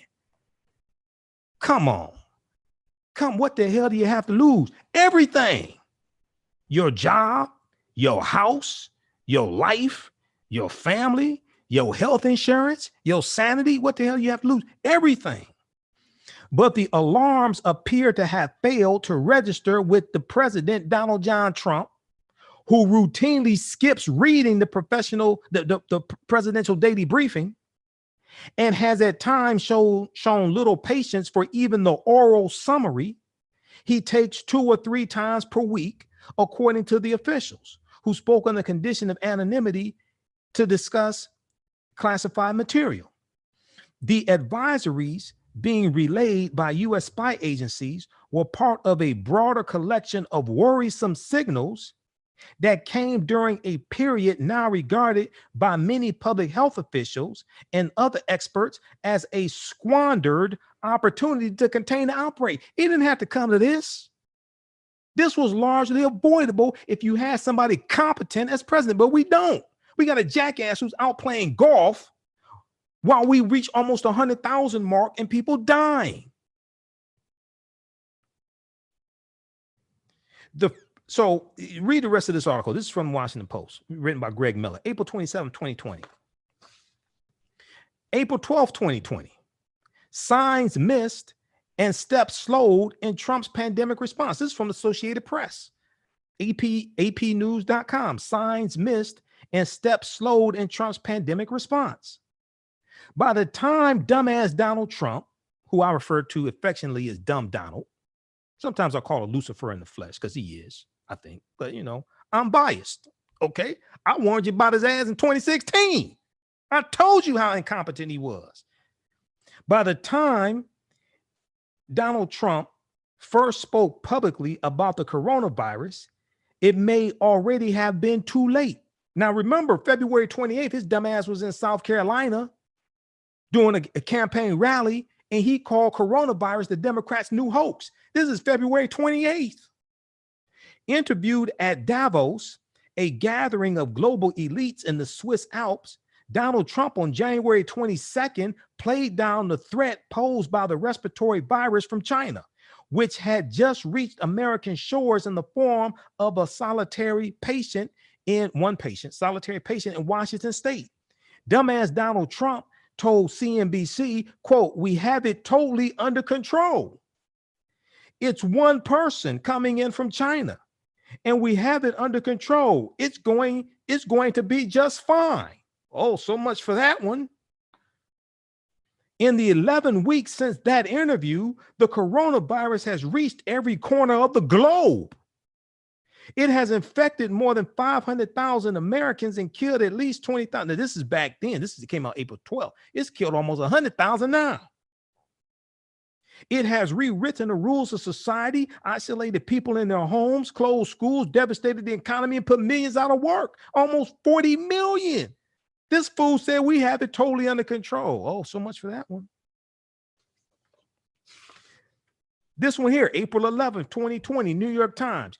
He could have seen what was coming behind Trump's failure on the virus. He's too stupid to see. He could have seen what was coming behind Trump's failure on the virus. And examination. Now, this is an extensive article. I printed this out. This is 16 pages, New York Times. I got all this stuff. Okay. I just don't have time to get through this. Okay. So go read these articles. This is an example of how elections have consequences. This is an example of how the 2020 election is literally about vote or die. The 2020 election is literally about vote or die. Okay, I'll keep going. All right. An examination reveals Donald Trump, the calling him president. I don't like calling him president unless I'm reading an article. Okay. To me, he's a fake president, but whatever. An examination reveals that Donald Trump was warned about the potential for a pandemic, but that internal divisions, lack of planning, and his faith in his own instincts led to a halting response. This is this jackass's fault. Quote, "Any way you cut it, this is going to be bad," end quote. A senior medical advisor at the Department of Veterans Affairs, Dr. Carter Metcher, wrote on the night of January 28th in an email to a group of public health experts scattered around the government and universities. Quote, "The projected size of the outbreak already seems hard to believe," end quote. But there were warnings going back to November and December that Trump ignored. A week after the first coronavirus case had been identified in the United States, and 6 long weeks before Donald Trump finally took aggressive action to confront the danger the nation was facing. How many tweets did he do in that 6-week period of time? This fool tweets like that's his job. He tweets like he tweets like he has a full-time job tweeting. And 6 long weeks before Donald Trump finally took aggressive action to confront the danger the nation was facing, a pandemic that is now, at the time, this came out April 11th, 2020, a pandemic that is now forecast to take tens of thousands of American lives. We almost at 100,000. Dr. Metcher was urging the upper ranks of the nation's public health bureaucracy to wake up and prepare for the possibility of far more drastic action. Quote, "You guys made fun of me screaming to close the schools," end quote, he wrote to the group, which called itself Red Dawn, an inside joke based on the 1984 movie about a band of Americans trying to save the country after a foreign invasion. It was a foreign power that put his ass in office, Russia. We still haven't figured out the 2016 election. I told you what was going on then because I read the CrowdStrike report and the Fidelis report like in July 2016. So I knew what was behind this. The CrowdStrike and Fidelis were 2 of the 4 cybersecurity companies the Democratic National Committee hired to find out who broke into, who hacked the DNC. So I knew what was behind all this. I read that stuff back in July. And then also Malcolm Nance, who is has a background, 35-year background in intelligence, and he wrote a book dealing with how to hack the 2016 election. Malcolm Nance is a contributor on MSNBC. Malcolm Nance was breaking this stuff down as it was happening and warning America about what would happen and warning America about the intervention of Russia. Malcolm Nance was right on the money. So, okay, Red Dawn, an inside joke on the 1984 movie about a band of Americans trying to save the country after a foreign invasion, okay? Quote, "Now I'm screaming, close the colleges and universities," end quote. Dr. Metcher was warning them ahead of time that you need to close the schools. Are the schools closed? Dr. Metcher warned them you need to close the colleges and universities. Are the colleges and universities closed? His was hardly a lone voice, L-O-N. His was hardly a lone voice. Throughout January, as Donald John Trump, okay, the Manchurian candidate, repeatedly played down the seriousness of the virus and focused on other issues, an array of figures inside his government, from top White House advisors to experts deep in the cabinet departments and intelligence agencies, identified the threat, sounded alarms, and made clear the need for aggressive action. But dumb Donald didn't want to do it. The president, though, they call him president, the president, though, was slow to absorb the scale of the risk and to act accordingly, focusing instead on controlling the message, protecting gains in the economy, and batting away warnings from senior officials. They tell him, look, man, this stuff about to blow up in your face. He's sitting there bragging about the economy and the stock market. It was a problem, he said, that had come out of nowhere and could not have been foreseen. Everybody saw it except your stupid ass. Even after Donald Trump took his first concrete action at the end of January, limiting travel from China, which he always likes to brag about, public health often had to compete with economic and political considerations in internal debates. slowing the path toward belated decisions to seek more money from Congress, obtain necessary supplies, address shortfalls in testing, and ultimately move to keep much of the nation at home. And that whole thing with China, dude, that dealt with shutting down, letting Chinese come here who were not U.S. citizens, if I remember correctly. That because Washington Post has an article dealing with this. There were American citizens who were in China. They came back. Some of them had coronavirus. Hold on, Washington Post has a really, because the way he's breaking this down, he's lying. Okay, and at the same time, people were coming. Europeans were coming from Europe who had coronavirus because it had spread to Europe. Just a second here. Let me pull up this article. There was this big one from Washington Post. They tore his ass up. Trump's claim that he imposed the first China ban. Okay. This is from April 7th, 2020. This is a fact check from Washington Post where they just go through and expose all this and rip him a new one. April 2nd, let's pull this up on, let me see. How's this computer running? Okay, we'll do it on this one, the second, the backup computer. And I'm trying to get another laptop that's faster than the main laptop, because the main laptop, after hour and a half, 2 hours on Zoom, it times out, and this I need a faster laptop with a 2 terabyte hard drive also instead of 1 terabyte. Let's see, how are we doing here? Okay, how's everybody doing? We're gonna be here for a little while longer because I'm gonna wrap this up. Okay. April 2nd, 2020, Donald Trump said, I cut off China very early. And if I did it, we would have a chart that you wouldn't believe. So how would I know to do that? How would I know to cut off Europe? I cut off Europe very early. I mean, you have to make a decision. People knew that some bad things were going on, and they got off to a late start. And some others got off to a late start also. But we cut off China.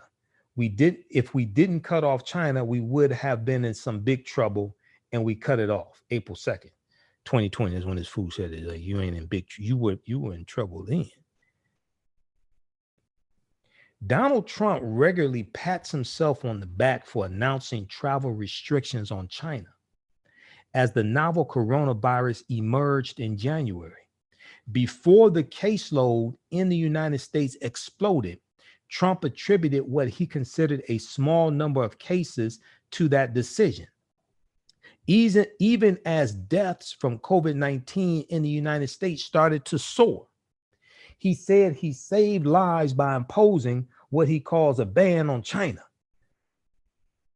He went on to say, quote, we're the ones that gave the great response, and we're the ones that kept China out of here, Trump said on March 25th. And if I didn't do it, you'd have thousands and thousands of people died who would have died that are now living and happy. We're almost at 100,000. The World Health, so that's what this fool said, okay, also. Now, the World Health Organization has cautioned against such travel restrictions, saying they are ineffective against a virus and in the long run, counterproductive. Donald Trump, according to news reports, was initially skeptical and worried about provoking China after signing a major trade deal. But his national security and public health experts convinced him that the move would buy time to put in place effective prevention and testing measures. The government then bungled the testing rollout, but that's another story. They just screwed this. I told you before, this is the little rascals and the Three Stooges running the government. We ain't never seen no incompetence like this. You say what you want to about President Obama. I disagree with some policies. Oh, he ran the government much better than this. Oh, this is one that happened under President Obama. Well, number one, he can read. Number two, he reads his presidential daily briefings. He read his presidential daily briefings, right? This is the Three Stooges and the Little Rascals running the government. Now, in Trump's telling, he took bold action ahead of others. Quote, when I did China, it had never been done before. Okay. He said, I was the first one to do it. Not quite. Here's what the record shows. They break down the facts. The Center for Disease Control and Prevention, the CDC, on January 21st, 2020, announced the first travel-related case of novel coronavirus in the United States. Donald Trump unveiled his plan 10 days later, making the restrictions effective February 2nd. On January 17th, 2020, the CDC had begun health screenings of passengers on direct or connecting flights from Wuhan, China, the epicenter of the outbreak. Donald Trump barred non-U.S. citizens from traveling to China, non-U.S. citizens from traveling from China. Donald Trump barred non-U.S. citizens from traveling from China. But there were 11 exceptions. And Hong Kong, Macau, M-A-C-A-O, and Taiwan were not included in being barred. U.S. citizens and permanent residents could still travel from China, but were subject to screening and possible 14-day quarantine. So you screen. When you screen, it shows if you have it right now. You could have encountered it, and the viral load is not large enough in your system to be detected, and you may not have any symptoms yet. It may develop 2, 3, 4 days, 10 days after you go through the screening. U.S. citizens and permanent residents could still travel from China, but were subject to screening and possible 14-day quarantine. Some flights were immediately suspended, but others continued for weeks at the discretion of the airlines. Some analysts at the time predicted that Trump's action would be ineffective at preventing the virus from taking hold in the United States. Now, Jennifer Nuzzo, N-U-Z-Z-O, who's an associate professor and senior scholar at Johns Hopkins University Center for Health Security, at a congressional hearing on February 5th said, quote, all of the evidence we have indicates that travel restrictions and quarantines directed at individual countries are unlikely to keep the virus out of our borders, end quote. Now, Ron Klain, K-L-A-I-N, Ron Klain, K-L-A-I-N, who was the Ebola czar during the Obama administration, and you see him oftentimes on MSNBC, interviewed on MSNBC. He's a contributor to MSNBC. He said, quote, we don't have a travel ban. We have a travel band-aid right now. We don't have a travel ban, B-A-N. We have a travel band-aid right now. He added that monitoring everyone carefully, quote, is the only practical thing we can do, end quote. Now, the New York Times calculated that at least 430,000 people in the United States on direct flights from China since January 1st. The New York Times calculated that at least 430,000 people arrived in the United States on direct flights from China since January 1st, 2020, including nearly 40,000 in the 2 months after Trump imposed restrictions. So these restrictions didn't do anything. That didn't mean anything. Moreover, screening proceedings of travelers from China have been uneven and inconsistent, the New York Times reported.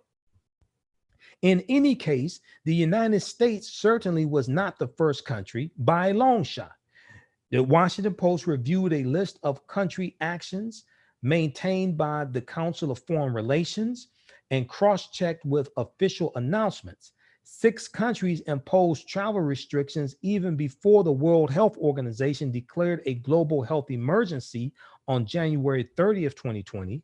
Another 6 countries announced travel restrictions that same day, followed by 11 countries besides the United States announced the restrictions January 31st, 2020. Go through, read the rest of this. This fool, I almost call him something else. This fool just sitting up there lying his ass off. He's just lying. Okay. Trump's claim that he imposed the first China ban. No, he didn't. And there was still 430,000 people still came in from China the 2 months after you put the quote unquote China ban on, after you impose the China ban. Man, get the hell out of here. Okay. Read this article from the Washington Post. We're going to post it here on the thread of the broadcast. Okay. See, this is an example of how elections have consequences. A lot of people can't follow every nuance and every day to day. This is what I do. That's how I know where to go to get the information, because I already read it. All right, let's continue here. Okay, so read this other article from New York Times. He could have seen what was coming. Okay, see, this is all stuff I've got printed up and read. I do research. He could have seen what was coming behind Trump's failure on the virus. Okay, so intelligence report warned of coronavirus crisis as early as November. Sources, April 8th, 2020, abcnews.go.com. We've got all the evidence. This fool has massive blood on his hands. Okay, this is the most incompetent son of a bitch I've ever seen in my life. And we off 9:10 a.m. so I can tell you what I really feel. This motherfucker right here, this the most incompetent son of a bitch I've ever seen in my life. All right, wouldn't piss on his ass if he was on fire. I'm telling you, I have no respect for him. All right, let's continue. We got this intelligence report. President signs miss stop Associated Press. Okay, we got through all those. I gave you those. Read that. Oh, last one. Didn't give you this one. March 19th, 2020. New York Times. Huge article from New York Times. Before virus outbreak, a cascade of warnings went unheeded. Before virus outbreak, a cascade of warnings went unheeded. Government exercises, including one last year, made clear that the U.S. was not ready for a pandemic like the coronavirus, but little was done. This is the most incompetent ass administration I've ever seen. All right, in the U.S. Okay, so read those. That's enough to keep you busy till next week, next Sunday. All right, that's enough to keep you busy. Let's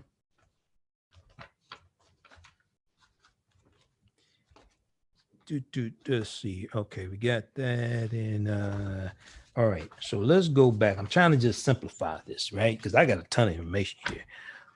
All right, I got enough information to go to next Sunday's show. I mean, literally, this is all. I mean, this is all research right here. This ain't no Oprah, Gayle, Jada Pinkett Smith bullshit. This is all politics. This is all law, policy, coronavirus. Why the second wave of the 1918 Spanish flu was so deadly. This all dealing with the Spanish flu pandemic of 1918. There's a number of different articles dealing with that stuff here. This is the type of stuff I deal with. All that Simple Simon ass nonsense. I don't have time for that. Okay. I got file folder upon file folder of articles, research. This is stuff that I was looking at. Oh, this deals with before 1619, there was 1526, the mystery of the first enslaved Africans and what became the United States. Then we look at this here. Black people's land was stolen. This is from June 20th, 2019. This all deals with this is dealing with history, but also dealing with the impeachment trial. And this is right here. I've talked about this before. Everybody read this, because this also ties into how Attorney General William Barr An attorney general is nominated by the president and confirmed by the U.S. Senate. Attorney General William Barr is at odds with progressive DAs, especially progressive African-American DAs that were elected by the people, right? Which article is this? Prosecutor sues her own city under a law passed to fight the KKK. This deals with the Ku Klux Klan Act of 1871, which is one of the 3 enforcement acts passed from 1870 to 1875 during Reconstruction. A battle, but this is from January 13th, 2020. I deal with in my lecture that I did in February, dealing with does an amendment give you the right to vote? Does an amendment give you the right to vote? Because nowhere in the U.S. Constitution does it explicitly give anyone the right to vote. The 15th Amendment of 1870 that was ratified February 3rd, 1870. And we know this year is the subsequent centennial, the 150th anniversary of the 15th Amendment, which guaranteed the right to vote to African-American men. But nowhere in the U.S. Constitution does it explicitly give anyone the right to vote, right? A battle between St. Louis's first African-American top prosecutor and the city's largely white legal establishment escalated this week, with the prosecutor suing her opponents under a little-used federal law based in the wake of the Civil War to stem violence from the Ku Klux Klan. Kimberly Gardner, African-American female prosecutor there in the St. Louis area. Kimberly Gardner, the St. Louis Circuit Attorney, accused city officials, the local police union, and a special prosecutor of a, quote, racially motivated conspiracy to deny the civil rights of racial minorities, end quote, by interfering with her efforts to crack down on police misconduct and to institute changes in the city's criminal justice system. Read this article here. This is New York Times. Prosecutor sues her own city under a law passed to fight the KKK. Because I did a whole presentation dealing with in February, dealing with the 150th anniversary of the 15th Amendment. And understanding that an amendment does not give the right to vote. Because when you read the 15th Amendment, it's in 2 parts. Go to loc.gov, Library of Congress website, read the U.S. Constitution. This goes back to the Constitution, right? It says it protects or guarantees the right to vote.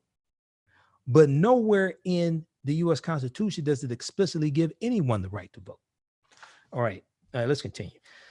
Okay, so let's go back to Biden. Okay, let me see. Hold on. Let me look at the rundown of tonight's show and look at the topics. Okay, we dealt with 38.6 million people unemployed. We were talking about that. NBCnews.com. New weekly figures show almost 40 million people lost their job since the pandemic. You saw that I posted articles about that on our Facebook fan page, the African History Network. While the month of May still represents a staggering total of job losses, the number of unemployment benefit claims has been in gradual decline after hitting a peak of 6.8 million for the week ending March 28th. Okay, we know that. The current unemployment rate of 14.7% is the worst since the height of the Great Depression when it hit 24.9%. This unemployment rate of 14.7% is the worst since the Great Depression. Donald Trump said he was going to take the economy to places you've never seen before. He was right. He's driving it into the ground. The African-American unemployment rate is almost 17%. Read this article, right? One thing about Trump, he does lie about a whole lot of things, but some things he don't lie about. He said, we're going to take the economy. You ain't going to believe how the economy is going to be. Yeah, you're right about that. I almost called it something. Yeah, you're right about that. Okay, hold on. Now, there was a group of articles I had together. We're going to run through that quickly, and then we're going to go back to Biden's plan. And where did I put that?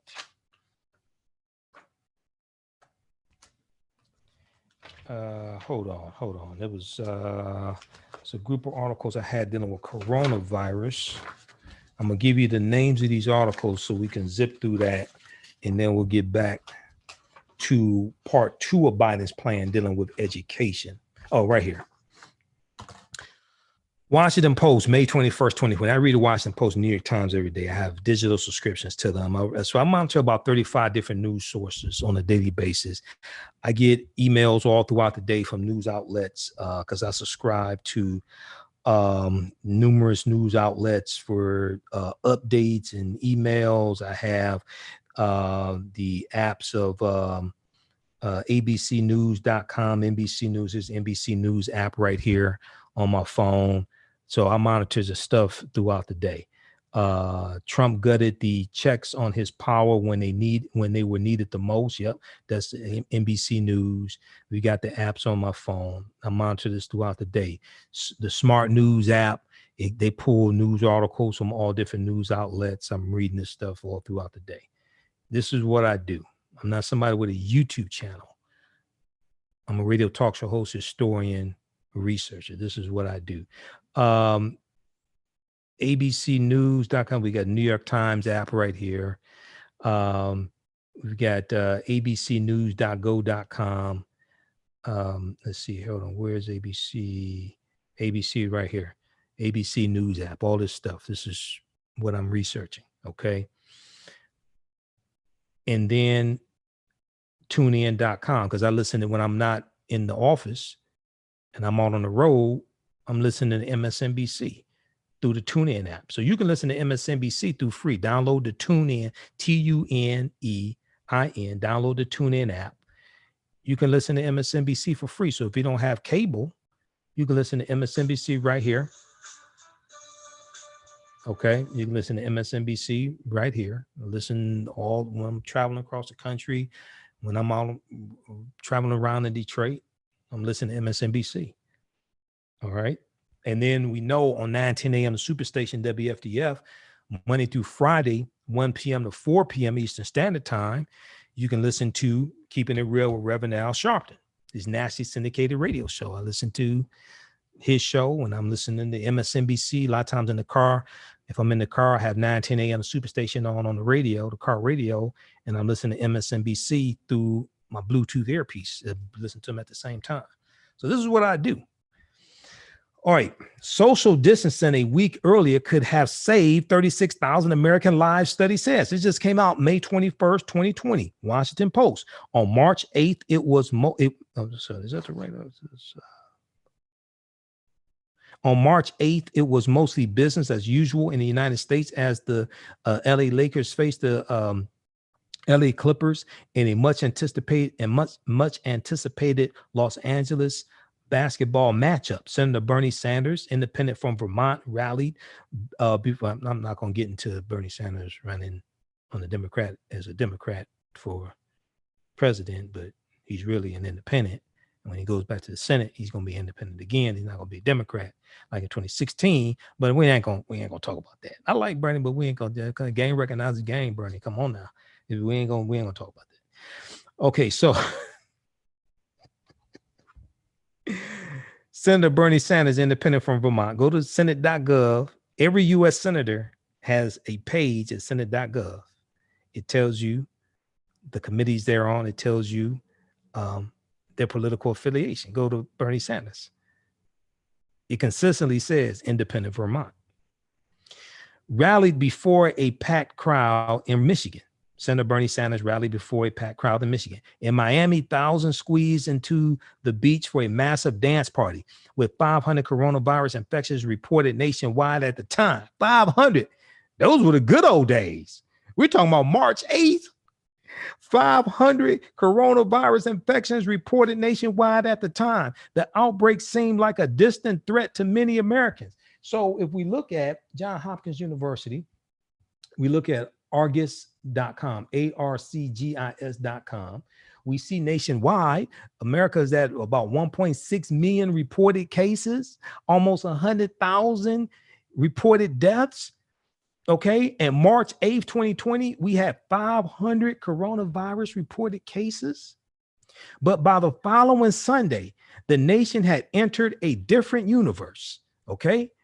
By the following Sunday, the nation had entered a different universe. 2,000 confirmed cases, dozens of deaths, and shutdown orders in Illinois, Ohio, and New York City, among other parts of the country. What if those sweeping measures imposed by March 15th, a federal warning against large gatherings, health screenings at airports, states of emergency declared by governors and mayors, what if all that had been announced a week earlier? New research from Columbia University epidemiologists offered New research from Columbia University epidemiologists offered one possible answer this past Wednesday. If the same kind of social distancing had been in place 7 days earlier, their study found the United States could have prevented 36,000 deaths through early May, about 40% of fatalities reported to date. Quote, if you don't take steps to fight the growth rate aggressively, you get much worse consequences. Jeffrey Shaman, an environmental health sciences professor who led the study, told the Washington Post. His team's analysis used infectious disease modeling to examine the spread of the virus from March 15th, when people nationwide began staying home, until May 3rd. The researchers examined transmissions within each county, movement between counties, and deaths to chart how the virus spread and killed over 7 weeks. Okay. Then they went on to say, let me see if it's in this article here. Move it back even farther, and the results are more dramatic. If the United States had mustered the same kind of political and public will against the virus on March 1st, 2020, the researchers found 54,000 fewer Americans would have died of the illness.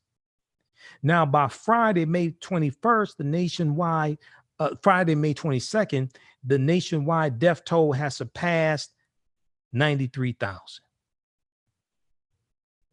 The overwhelming majority of this was avoidable, but you had somebody incompetent as president.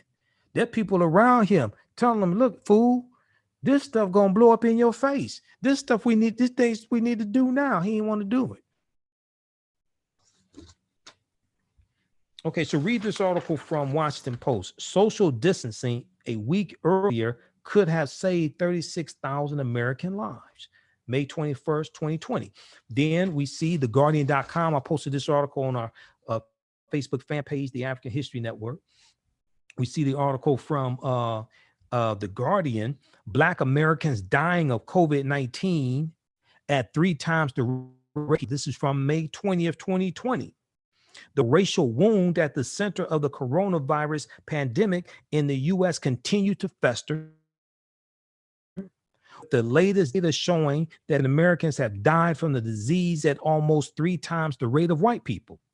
New compiled by the nonpartisan APM Research Lab and released on Wednesday, this past Wednesday, under the title Color of Coronavirus, provide further evidence of the staggering divide in the COVID-19 death rate between African Americans and the rest. Across the country, African Americans have died at a rate of 50.3 per 100,000 people, 50.3 per 100,000 people, compared with 20.7 for whites, 20.7 per 100,000 people for whites, 22.9 per 100,000 for Hispanics, and 22.7 for Asian Americans. More than 20,000 African Americans, about 1 in 2,000 of the entire African American population in the U.S. have died from the disease. More than 20,000 African Americans have died from COVID-19.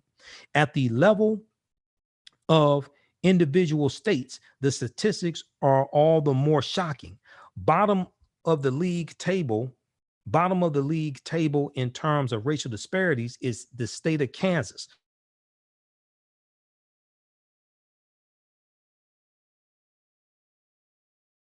where Africans dying at 7 times. Gail Finney told a local Kansas TV channel, KW Channel 12 recently, quote, "This is a call to action for our county commissioners, our state and our city officials." Now, in other states, the gulf is almost as extreme. In the nation's capital, Washington, D.C., in the nation's capital. The disparity in death between African Americans and whites is 6 times. In Michigan and Missouri, the disparity between African Americans and whites is 5 times. So African Americans are dying at 5 times the rates of white people in the states of Michigan and Missouri. And in major hotspots of the disease, New York, Illinois, and Louisiana, African Americans are dying at a rate 3 times that of white people. Now, despite the glaring gulf, the Trump administration continues to be sluggish in responding to the crisis. Uche Blackstock, I'm not exactly sure I pronounce his first name, U-C-H-E, apostrophe U-C-H-E with an accent over the E. Uche Blackstock, an urgent care physician and CEO of Advancing Health Equity, said that the federal reaction had been anemic.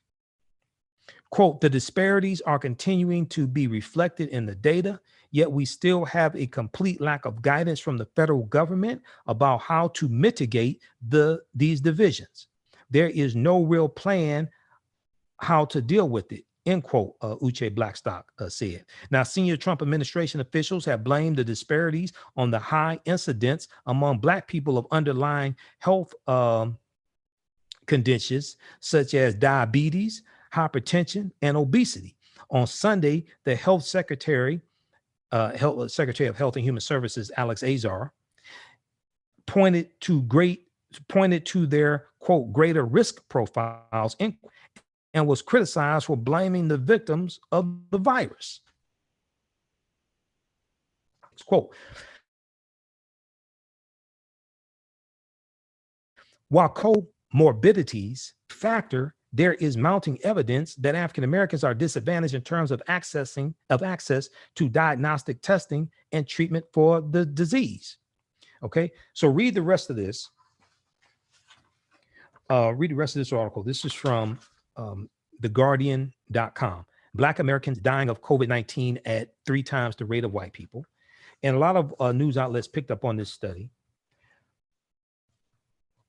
Then blackamericaweb.com had an article from May 19th, 2020. Black America Web, because I read not just white news sources, but African-American news sources, the Griot, news1.com, Black America Web, Atlanta Black Star, all that stuff too, yoblackworld.net.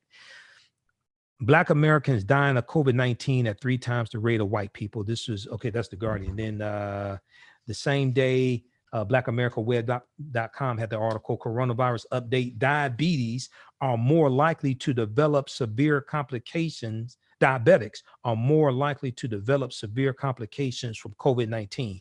Diabetics are more likely to develop severe complications from COVID-19. May 19th, 2020. The Center for Disease Control and Prevention specifically lists people with diabetes as having a higher risk of severe illness from coronavirus than the general population. Quote, diabetes is a condition that can affect your whole body in different ways, end quote, explains Dr. Jennifer Caudle, C-A-U-D-L-E, a family physician and associate professor at Rowan University. Factor in COVID-19, she says, and there is the potential for severe illness, including internal swelling and kidney failure, Now, Dr. Jennifer Caudle recommends that people with diabetes lower their risk of developing serious complications from COVID-19 by controlling their blood sugar levels, checking in regularly with a doctor, eating a healthy diet, and exercising regularly. Morehouse College has announced it will be terminating and furloughing supplements. Okay, that's a different article there. Read this from blackamericaweb.com. Coronavirus update. Diabetics are more likely to develop severe complications from COVID-19. Okay, May 19th, 2020. Then we see May 24th, 2020. Coronavirus update. blackamericaweb.com. More than 20,000 African Americans have